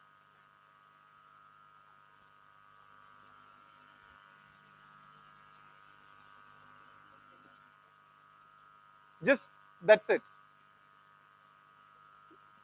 I realized an error there, but I think I've done enough. You just have to tell me two stations. This is good enough. No, let it be. Let it be. I mean, if you figured out something, then good for you, but clearly nobody's on the buzzer. So it doesn't look like anybody else has figured out. I have figured out an error there. Oh dear, this super large screen and those small screens on computer. I don't know. Just tell me. So there are basically museums there, right, of certain entities, and as a result of which these stations have alternate names, which are the names of those entities. That's it. And I showed you the visuals of the museums, but while I was working on the laptop, I tried to zoom in if there are anything to give away, but there is something to give away the answer. So I won't show it again. And clearly looks like nobody else has figured it out. So it's only two glass buildings, just museums. Assume that, because that is what I wanted to show. Two glass buildings. Yes, two glass buildings. Okay. Two glass buildings. Okay. So we are going with Volkswagen and Porsche. Okay. This is now for Team F. Ferrari and Lamborghini. Passes Team E. Porsche and BMW. Passes Team D. BMW and Mercedes. Passes to Team C. Porsche and Mercedes. Is the answer. Now here's where, see, there's Porsche there on top. I'll distribute. Yeah. Yeah, so I don't know if anybody saw it. So I was trying to work on it. I couldn't see anywhere. But now on top, it's hidden. Right? Anyway, so that's Porsche and Mercedes. So that's 5 points to Team A for, you said Porsche, right? So 6 and 7. So that's 7 points to Team D and a combined 14 to Team C. I repeat, 5 to Team A, 7 to Team D, and 14 to Team C. That's Porsche and Mercedes. That's the end of 2 rounds. We'll take a look at the scores. While we do that, I'll quickly tell you what the next round entails. Yeah, we'll come back to it. So this is called Twice as Nice. There are 7 sets of 2 questions each. In each set, the answer of the first question will lead to the second question. So for example, if I say that identify this person, say there's Narendra Modi there. Somebody hits the Team B hits the buzzer, says Narendra Modi, that's 10 points to you. So plus 10 minus 5 for each question. So that's 10 points to Team B. Now you get a follow-up question, which will first be for Team B. For plus 10 and minus 5, it regardless remains plus 10 and minus 5. And if they don't answer, you can always say pass, right? Only the direct team gets an option to say pass, you pass, and then it's open on the buzzer for others. But first right of refusal is for the direct. No. Pass doesn't mean minus 5 because you have right of refusal. You basically reserve the follow-up question for yourself. Okay, let me give you the example. So I show you a visual. It's, let's say, of Narendra Modi, right? Team B presses the buzzer. They say Narendra Modi. That's correct, 10 points, right? Now I show another question. I give you a map of, say, Gujarat. And then I ask that, identify the state of which he was the former chief minister. Team B says, we don't know the answer. We pass. They don't get any negatives. Team C presses the buzzer. They say Maharashtra. That's wrong, minus 5. Team A presses the buzzer. You say Gujarat. That's correct, 10 points. No, everything's on the buzzer. There are 7 sets of 2 questions. Then it's a new set. Then everything's on the buzzer. Yeah? If they pass. But if they attempt, there's a negative. Right of refusal, basically, for the follow-up question. Clear? Okay. Yes, scores. Sir, Team A on 5, Team A on 5, Team B 40, Team B on 40. Give them a round of applause. Team C 19, Team 19, C on 19, Team D 7, Team D on 7, Team Team E D claims 15. 12, Team D claims 12. 7 plus. No, sir. Sir, they have won -5 in this round. Okay. Their first round. Okay, one second.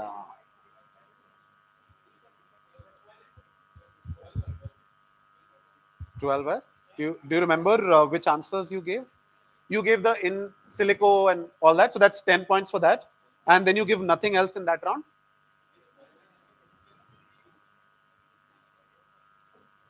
They have 2 negatives. Okay, is there a agreement on what their score is? 12? Okay, so I think there is mutual agreement by teams on stage that it's 12. Which one did you get right? After first round, you were on 5. They got 5 points in shampoo. They got 5 points, and they got 5 points, sorry, 7 points for Mercedes. And 2 -5. So yeah, that's 12. So 12 for Team D. Okay. Team E? Team E is on 15. Team E on 15. And Team F is on 5. Oh, so I think that's what happened. So Team D got 5 points. Team E, you have to subtract 5 points. Team E is on 10. Sorry. That's fine. Team D on 12, Team E on 10, and Team F? 5. 5. Okay. Quick reminder. So Team A, you're on 5, 40, 19, 12, 10, 5. Okay. Everybody understood the rules of this one? Right? On the buzzer? Okay. Here's question number 1. So essentially there are 14 questions in this round, right? Okay. If you answer the first one, then it follows up and takes you to the next question. Okay. Here's question number 1, +10, -5 on the buzzer. This 1962 book, blank, blank, The New Single Girl, 3 words each, is written as an advice book that encouraged women to become financially independent and experience sexual relationships before or without marriage. An instant hit. It inspired which 6-season TV show? Which will lead you to the TV show? Tell me the TV show. I've hidden the blanks because it's part of the answer for the TV show. I want the TV show. All right, Team A. Sex and the City. So 3 and 3 fills in the Sex and the New Girl that inspired Sex and the City. That's a very good answer, Team A. That gets you 10 points. Very good. 10 points, Team A. Now, so the book is called Sex and. I showed you blank, blank, The New Girl. Right? So, I mean, you start filling in the blank, you lead to the show. Okay, so that's 10 points to Team A. Next question, Team A, is your direct. You don't have to answer because there's a negative. You can always say pass, then you don't get any negative. But if you write, you get 10. Others on the buzzer, +10, -5. So it will follow up from this. The book's success led to its author becoming in 1965 the editor-in-chief of which magazine? Team F on the buzzer. For 32 years, so she was the editor-in-chief of the magazine for 32 years, where she applied the same formula with massive success.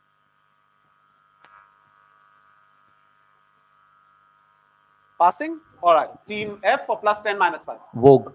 Is incorrect. That's a -5. Please reset. Yeah.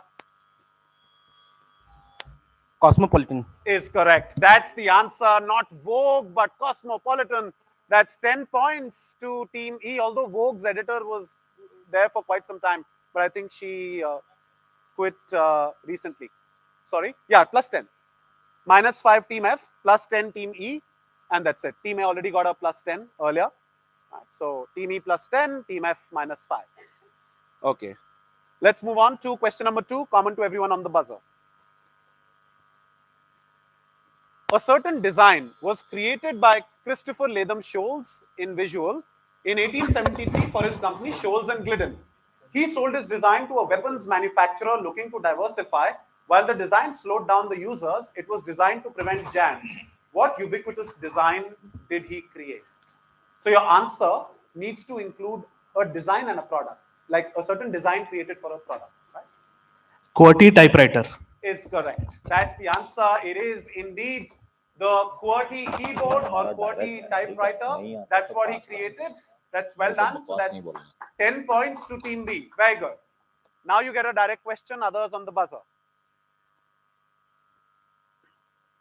Founded in 1816, what eponymous weapons manufacturer, whose name I did not tell in the first question, that took over the QWERTY keyboard from Shoals, was the oldest factory in the US that until its bankruptcy 4 years ago was making its original product. So it was the oldest company still making its original product at least till 2020, which is when it became bankrupt.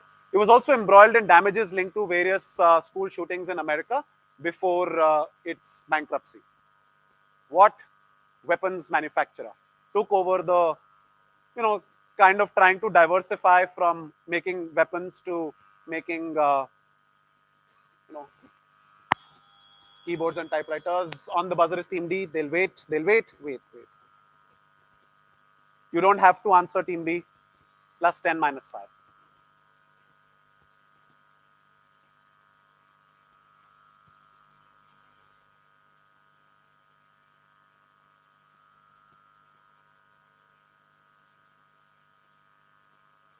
Okay, you don't have to answer.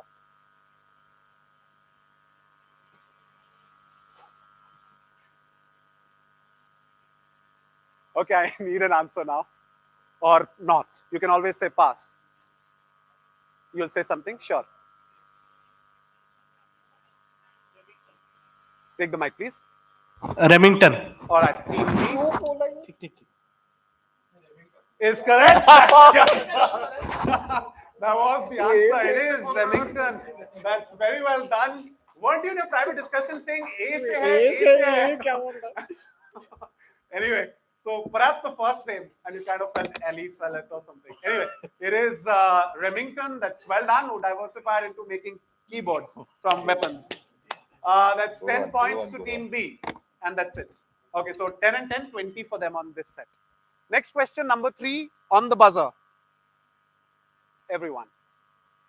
When you put a blank on a bike, which is what you see in the visuals, just tell me what it is. What is it called? You place a shell over its frame. Team F on the buzzer. You place a shell over its frame to reduce aerodynamic drag, which allows for reduced fuel consumption. Fill in the blank. Bikers on stage. Yes, Team F. Not a biker? Not a biker. Hello. Yeah, your mic is working. No, HALO. Hello. Minus 5. Please reset. I know. Sorry. Inappropriate joke. Okay, minus 5. Team F. Anybody else? For plus 10, minus 5. If this question goes unanswered, the follow-up question becomes again on the buzzer. No one trying? I'll close it. Yeah, just one word, blank.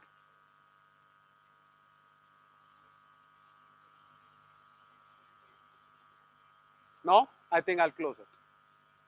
Audience. Yes. Not visor. Not visor. Fairing. That is correct. It's called a fairing. It's a nice answer there. Indeed. So it is a fairing. Now, follow-up question is nobody's direct. It's everybody's question on the buzzer. Here's my question.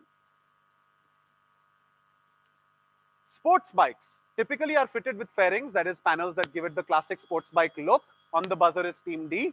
What are bikes that are stripped of fairings in order to make them lighter and more maneuverable called? The ones on the left, they're called? Switch on your mic. Naked bikes. Is correct. Indeed, they're called naked bikes. That's very good. That's 10 points to Team D. Good answer. Indeed, naked. Right. Next one. Here's question number 4. Question number 4. On the buzzer for everyone. The God of Small Things was the debut novel of Arundhati Roy and won her the Man Booker Prize in 1997. The publishing house of the first print run of the book was India Inc., started by which then pioneering, now controversial journalist?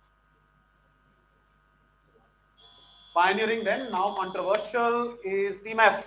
Yes. Switch on the mic, please. Tarun Tejpal. Is correct. ये मैं Indeed, बोलने वाला था Tarun मैं तहलका बोल रहा Tejpal. था तो That's very good, Team F. गांड फट गया ना मैं बोला Indeed, Tarun Tejpal, who founded बोल देता India है। Inc. So that's 10 points, Team F. Now, follow-up question, Team F for you. Others on the buzzer. One of Tarun Tejpal's own novels, The Story of My Assassins, published in 2010, inspired which Clean Slate Films web series on Amazon Prime?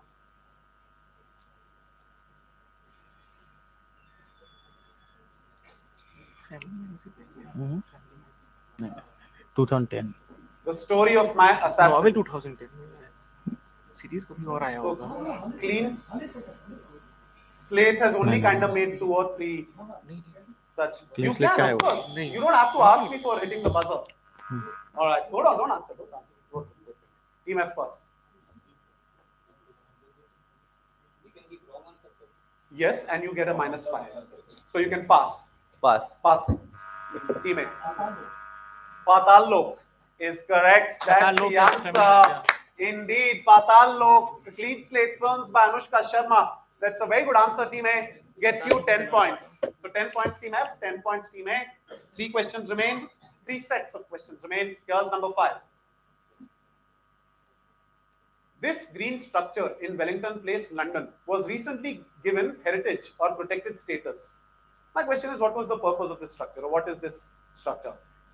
There are few more such structures in London which have all received this status previously, which makes it the last one in these kind of structures to have been given a protected status. So what is the purpose of this structure? It's the last one. There are quite a few others in London which have all received this heritage structure status. What is the purpose of this?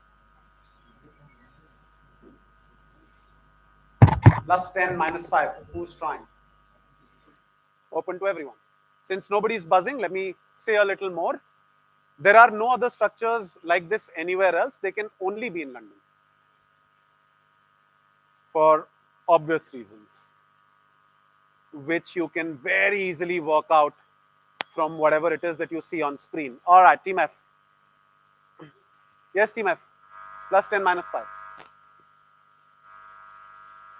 Switch on the mic. Greenwich Mean Time passing Passes through these. That is incorrect. Please reset. Anybody else? Team E. That's a -5. Team F. Team E. Yes. Switch on your mic. These are the old telephone booths which used to be iconic to London telephone booths. They were red. It's a -5. Team E. Please reset. Anybody else? Those are red structures, not this. No?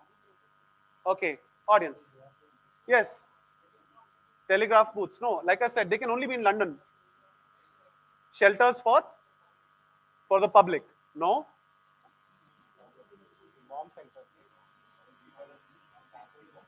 Is correct. These are shelters for taxi drivers, cabmen shelters, right? And in fact, even in the visual, I had the cabs there, right, for you to look at. Right, so these are cabmen shelters, last remaining cabmen shelters receiving the heritage status. -5 Team E, -5 Team F. Next question on this one, on the buzzer for everyone. What alternate name for the London cab is believed to either be an anglicized derivative of French for a horse for hire of medium size, as you can see in the visual, recommended for lady riders, or other theorists or etymology suggest that it actually comes from a borough in East London? Basically, what is the alternate name for a London cab that has French origin and shares its name with a borough in London? It's either you know it or you don't. It's not sure if you can really be worked out. Kind of can, because there are other related English words. No? I think I'll close it because it's kind of either you know it or you don't. Anybody would like to try?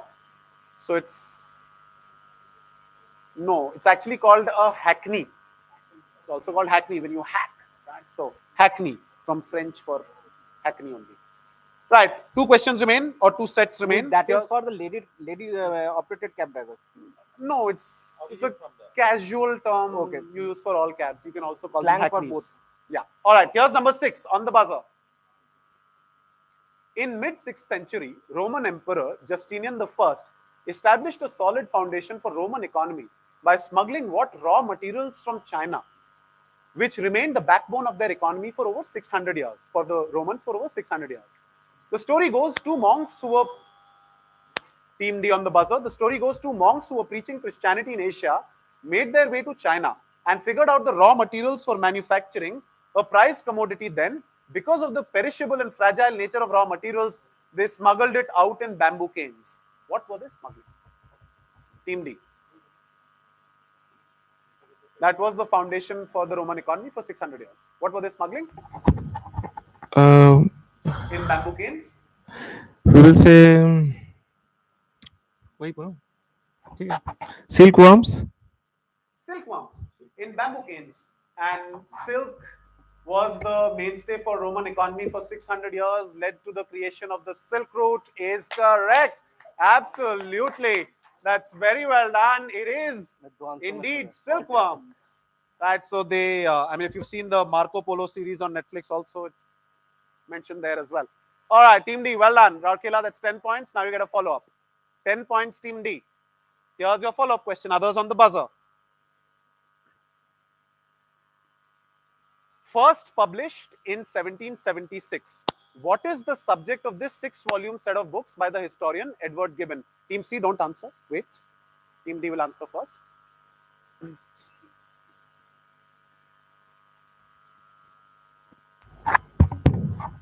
Wait. The subject of these books are Roman Empire, basically the ascent and descent of the Roman Empire. The fall of the Roman Empire. And that is why the set is designed like this. So you didn't really have to know anything. You just had to look at the visual and figure it out. Did Team C also have it? Yeah. Very well done, Team D. That is indeed the decline and fall of the Roman Empire. That's back-to-back 10 pointers for you. Another 10 points added to your score. And now for the final set. Here's first question. So I'm looking for, in both the sets, I'll be looking for numbers as answers. Okay. Both answers are numbers. Here's the first one. Issued to settle gold transactions between the Fed, the various Federal Reserve banks in the 1930s. This is the largest ever dollar bill issued by the Fed, depicting President Woodrow Wilson. What denomination is this US currency note? It wasn't for public. It wasn't for public use. It was for settling gold transaction between the various Federal Reserve banks, and is the largest ever dollar bill issued by the Fed. What denomination?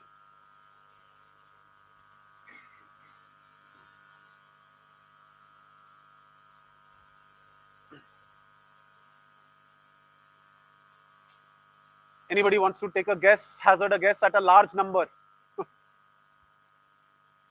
If, you know, so because obviously gold was fairly high value, so the transactions could be settled in lower quantity of size of the box by issuing these instead of actually physically transporting gold, or making use of smaller denomination US dollar banknotes. Then you'll have to carry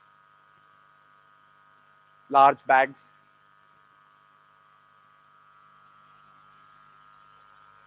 Yeah, so what denomination? No? I think I'll close it. Anybody wants to guess some numbers? Billion? No. Not million. No, I'm looking for a number. Yeah, Ashish. 1 trillion? No. $2,000. 10,000.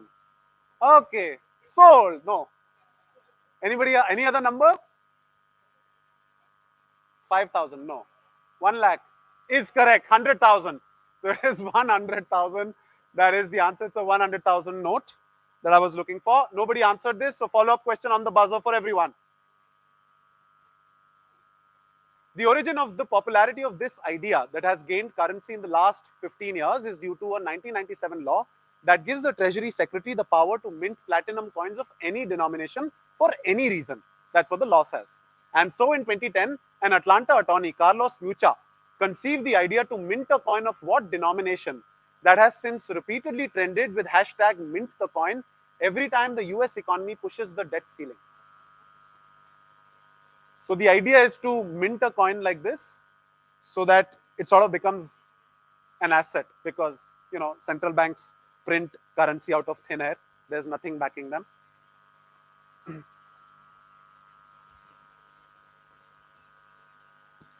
Anyone? So mint the coin. So again, I'm looking for a number as an answer. No? Closing then. Sundarji, you can do total scores. We'll take a look at the scores. Anybody? 100. Okay, Ashish, now you can give your answer. 1 trillion. This was the 1 trillion. That's what I was looking for. So the idea is to mint a $1 trillion platinum coin so that you can declare as the asset of the United States Federal Reserve, so that you can further push the debt ceiling, which is obviously an absurd concept, but the law allows for absurd concepts to exist. We'll take a look at the scores. While we do that, final round. Round 4 is called What is this round about? So essentially, you'll have to tell me what this round is about in writing, but we'll come to that later. There are going to be 7 questions on the buzzer. Each answer feeds into an ordered and exhaustive theme. That is what this round is about. So essentially, it's a theme-based round. You have to tell me what the common theme is across those 7 answers.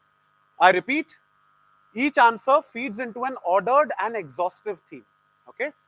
Everything you'll see on screen, I will not hide anything with me to read out. You'll see everything on screen. And for each question on the buzzer, +10, -5.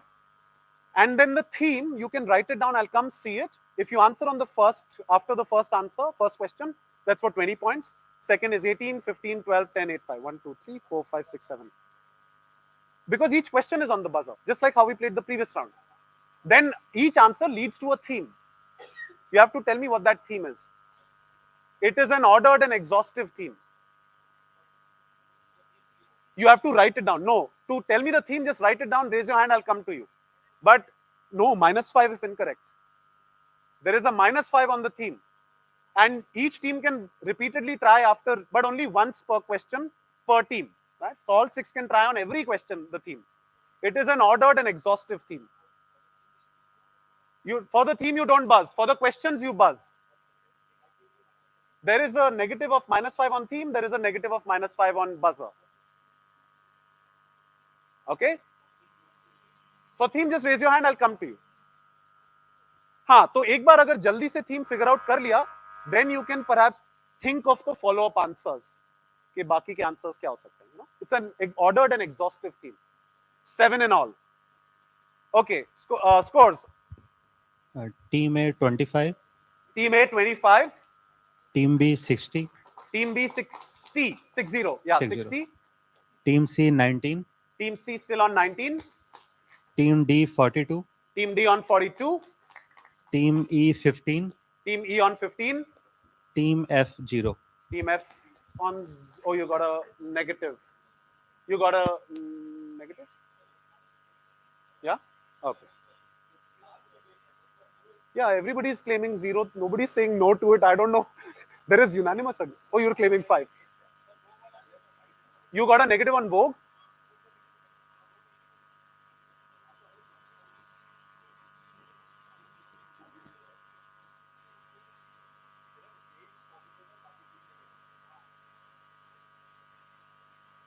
Yeah, all right. There's agreement now. So there's 0. Okay. You are defending champions, aren't you? Yeah. All right. No pressure. All right. So everybody's understood. For the theme, do not hit the buzzer. Just raise your hand anytime during the course of this round. Anytime you feel like you've figured out the theme, raise your hand. I'll come to you. Write it down. Show it to me. Okay. All right.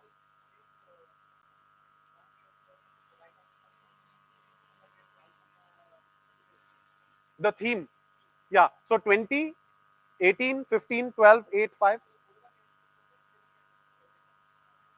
Whoever guesses the question means what? There are 2 parallel things happening. One is 7 questions. Then all 7 questions connect to a theme. You can figure out the theme whenever you want to. Just raise your hand. No, I don't know, because you're writing it down. No, I'm not telling you to verbally speak it out. You get points if you write. Then others will try. Yeah, yeah. Yeah, because progressively, as more and more questions are done, the amount of points available on the theme reduces, as you can see. Yes. All 6 of you can get 20 points on the theme. All right, let's start. Okay, here's question number 1. Okay, audience, by the way, you want to work on the theme, you can write it down too. I'll check and we'll give you prizes. Just write it down, don't speak out. Don't raise your hand. The moment you've figured out a theme, just raise your hand and come close to me and show me what your theme is. Okay. All right, here's the first one on the buzzer, +10, -5. In 2010, Shane Warne turned fashion designer when he launched the brand that had an exclusive tie-up with Reliance Trends in India. Last year, Reliance Consumer Products teamed up with Mutaiya Muralidharan, Ceylon Beverage to bring what energy drink to India? My question is, what app name is shared by both these brands? +10, -5, Team C. So both Shane Warne and Murli's brands shared a certain name. What? Spinners. Is correct. What app name? Both the brands were called Spinners. That's very good. So that's 10 points to Team C. I mean, minor edit just because if you want to nitpick, one was called Spinners and the other is called Spinner. Okay, so koi baat nahi. We'll ignore that. Anyway, so that's the first answer. That's the first question. So that's 10 points to Team C. And anybody want to go for the theme for 20 points and -5? No? Okay, no worries. We'll move on. Theme right now is 20 and -5. We'll move on to question number 2. It is one of the components while measuring the profitability of net income, profitability to net income. In accounting, it refers to expensing the acquisition cost minus the residual value of intangible assets over their estimated useful economic lives. It's a word with roots in Latin for to kill, adding a common prefix to the word for death. What word? Team D. We will say amortization. Is lovely. That is correct. It is indeed amortization, mortality, immortality, etc. Word for death. That's very good. So a company's earnings before interest, taxes, depreciation, and amortization, EBITDA. Very good. So that's 10 points to Team D. Anybody wants to go for the theme?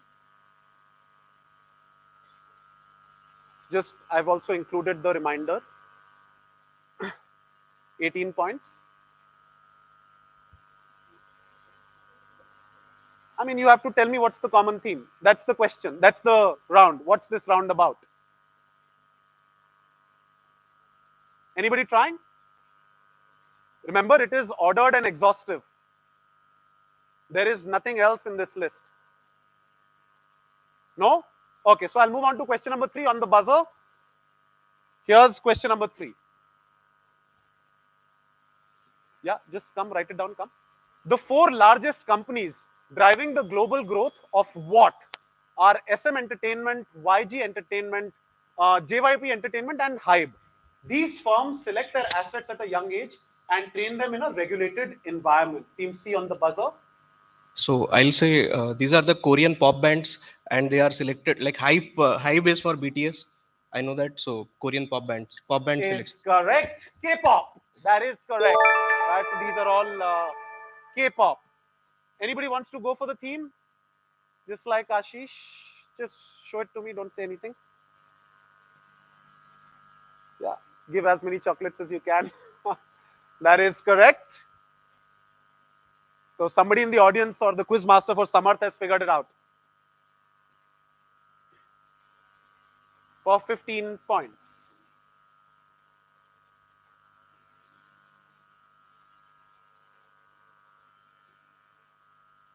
Anyone trying for the theme? Ordered, exhaustive. No? I'll move on then. Here's number 4. Question number 4. Ambergris is a rare and valuable substance, team F on the buzzer, believed to form in the intestines of the animal and is believed to play a role in protecting the animal from the sharp beaks of the squid. Its staple diet. Sought after by the perfume industry, which animal produces it? I need a specific answer. Blue whale. Is incorrect. That's a -5. Please reset. On the buzzer is, wait. Who's buzz? The E, yeah. Yeah, no, team E buzzed. Relax. Yeah. Take the mic. Sperm whale. Is correct. It is the sperm whale. That's 10 points to team E, -5 to team F. Not blue whale, but sperm whale. Right, that's very good. Anybody wants to go for the theme? 12 points.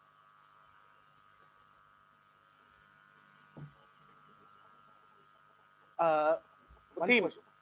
Themes is ordered and exhaustive. it's not like a crossword where we have to fill up from this. No, not like that. No. What crossword? I mean, it's a ordered and exhaustive. That's it. I don't have anything else to say. You write what you want to if you want to. I don't know. Don't say anything. Give the answer. Don't ask questions. I've already told you what I can. And somebody in the audience has at least worked it out. Anybody else in the audience has worked out? Ma'am, you can bring it forward. Sir, you can bring it forward. Don't say anything, please. Just show it to me. Looks like 2 more people have figured it out. That is correct. That is correct. So 3 people in the audience have worked it out. No? Okay, so we'll move on. Here's question number 5. There's a video coming. Watch the video. Question follows. It's a fairly long video. Just watch it.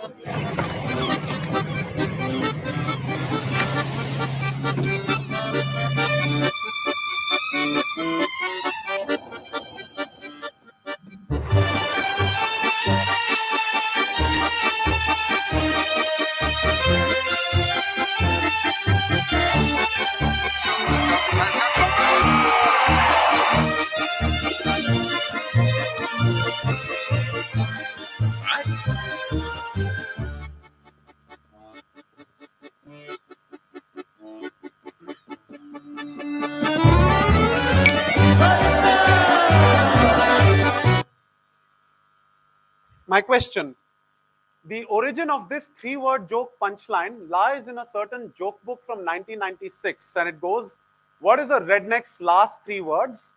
And then those 3 words follow. And watch this. Blank, blank, blank, and watch this. What phrase? There are the only spoken words in this commercial, but I didn't play that part. But there was enough to see in that commercial to figure out. So we can play the commercial one more time.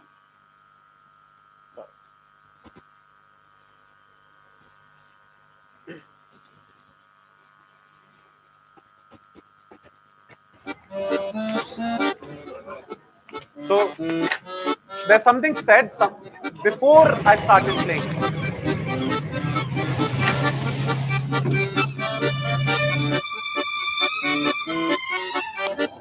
Only 3 words. Yeah. Okay, looks like you figured it out. So team D, your answer.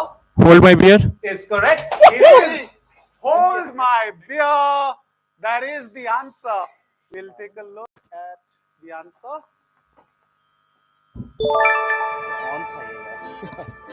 Can you hold my beer? Yeah, that's all. And then the ad, that's the part that I started playing. Right, so it is indeed hold my beer. That's 10 points to team D and theme. 10 points for the theme right now.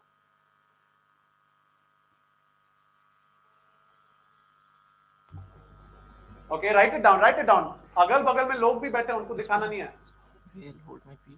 Don't say anything. Something has to be there, man. Okay, team E, ready? That's correct. That's 10 extra points to team E. They figured out the theme. And that's 10 points to Team A Come on, as well. sir, we need Team it. A We gets need 10 it. points. Team E gets 10 points. It's fine. I think we've given enough prizes to the audience. Hold my beer. Okay. So Immortalization now पर ध्यान what that दीजिए ना. means is for both Team A and E, you can sort of think of what future answers can be. You can think of what answer 6 and answer 7 can be. Okay, nobody else. Right, so we'll move on. Here's question number 6. Okay. For the heart. All right, please reset the buzzer. Just write it down. Don't say anything, just show it to me.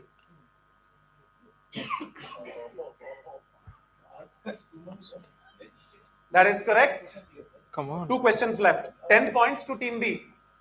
Okay, fine. Let's move on. Here's question number 6. So Team A got 10 points, Team B got 10 points, and Team E got 10 Everyone points. is getting it. We don't. Here's question number 6.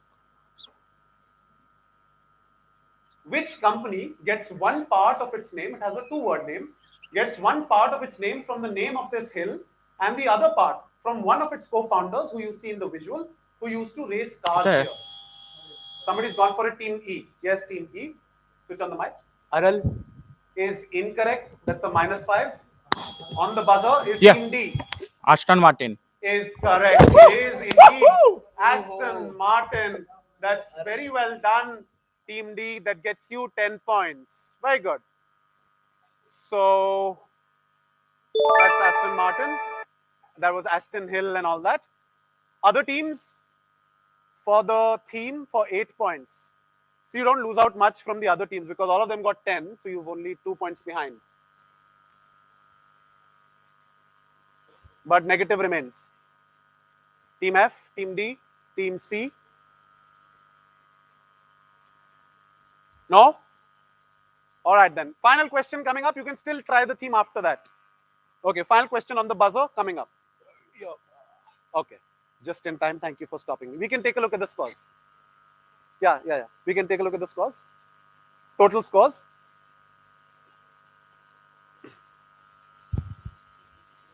Team A is on 35. Team A on 35. Team B 70. 7-0. Yeah. 70. Team B on 70. Team C 39. Team C on 39. Team D 72. 72. That's fairly interesting. Team E. Team E 30. Team E on 30. So even the fight.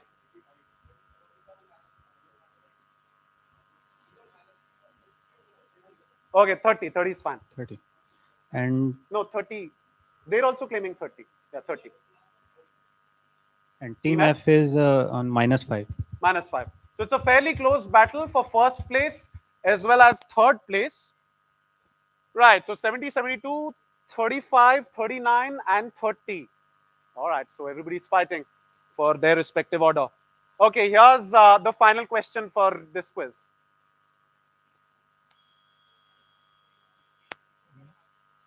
This is a caricature by Priya Kurian done for Mint Lounge of the co-founder of which company? She calls herself the chief. It's fine. It's fine. She calls herself the chief X of XY that went into IPO last year. Chief Mama of Mama Earth. Is correct. That's the answer. It is indeed. All right. And so that is indeed Mama Earth. So she's chief Mama of Mama Earth. Ghazal Alad. And now the theme is still left. The theme is still left. The theme is still left. The theme is still left. The theme is still left.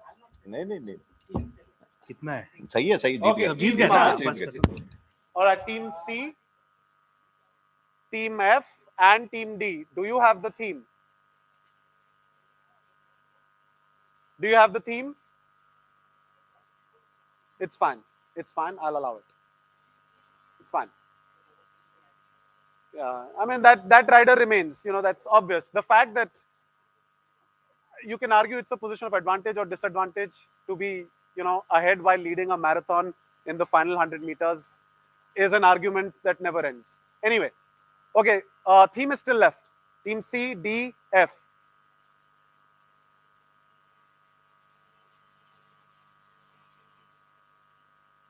No? No? Okay, so I think I'll close it. Right. So what was the theme that I was looking for? These are the answers. Audience, what do you see?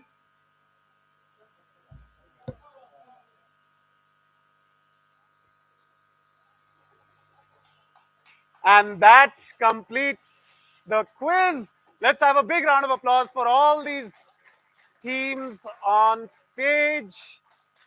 And I think the results are fairly clear. There are no tiebreakers, and the prizes will come in due course later today. But very well done, each one of you. I'm guessing you all were keeping scores. You know your results anyway. Thank you, everyone. I hope you had a wonderful time. I had a lovely time curating and then conducting this quiz and getting together all these questions, especially the suspense at the end with SAKSHAM being the last answer. Thank you, everyone. Thank you. Thank you, Ajay, for joining us and conducting this quiz competition so well. I think everybody has enjoyed it. Can we have applause for him? It was so wonderful to have you with us. Thank you. So let's break for lunch now, right? We will be back by around, we will take 45-minute lunch. We will be back. And for the NAC, for the invitees who were just seeking the NACs, so that we have arranged for them. It is already available at the backside. They can collect that. Okay. Okay. Thank you. Bye. Sir, the final results will be declared in the evening in presence of senior management. Thank you, sir.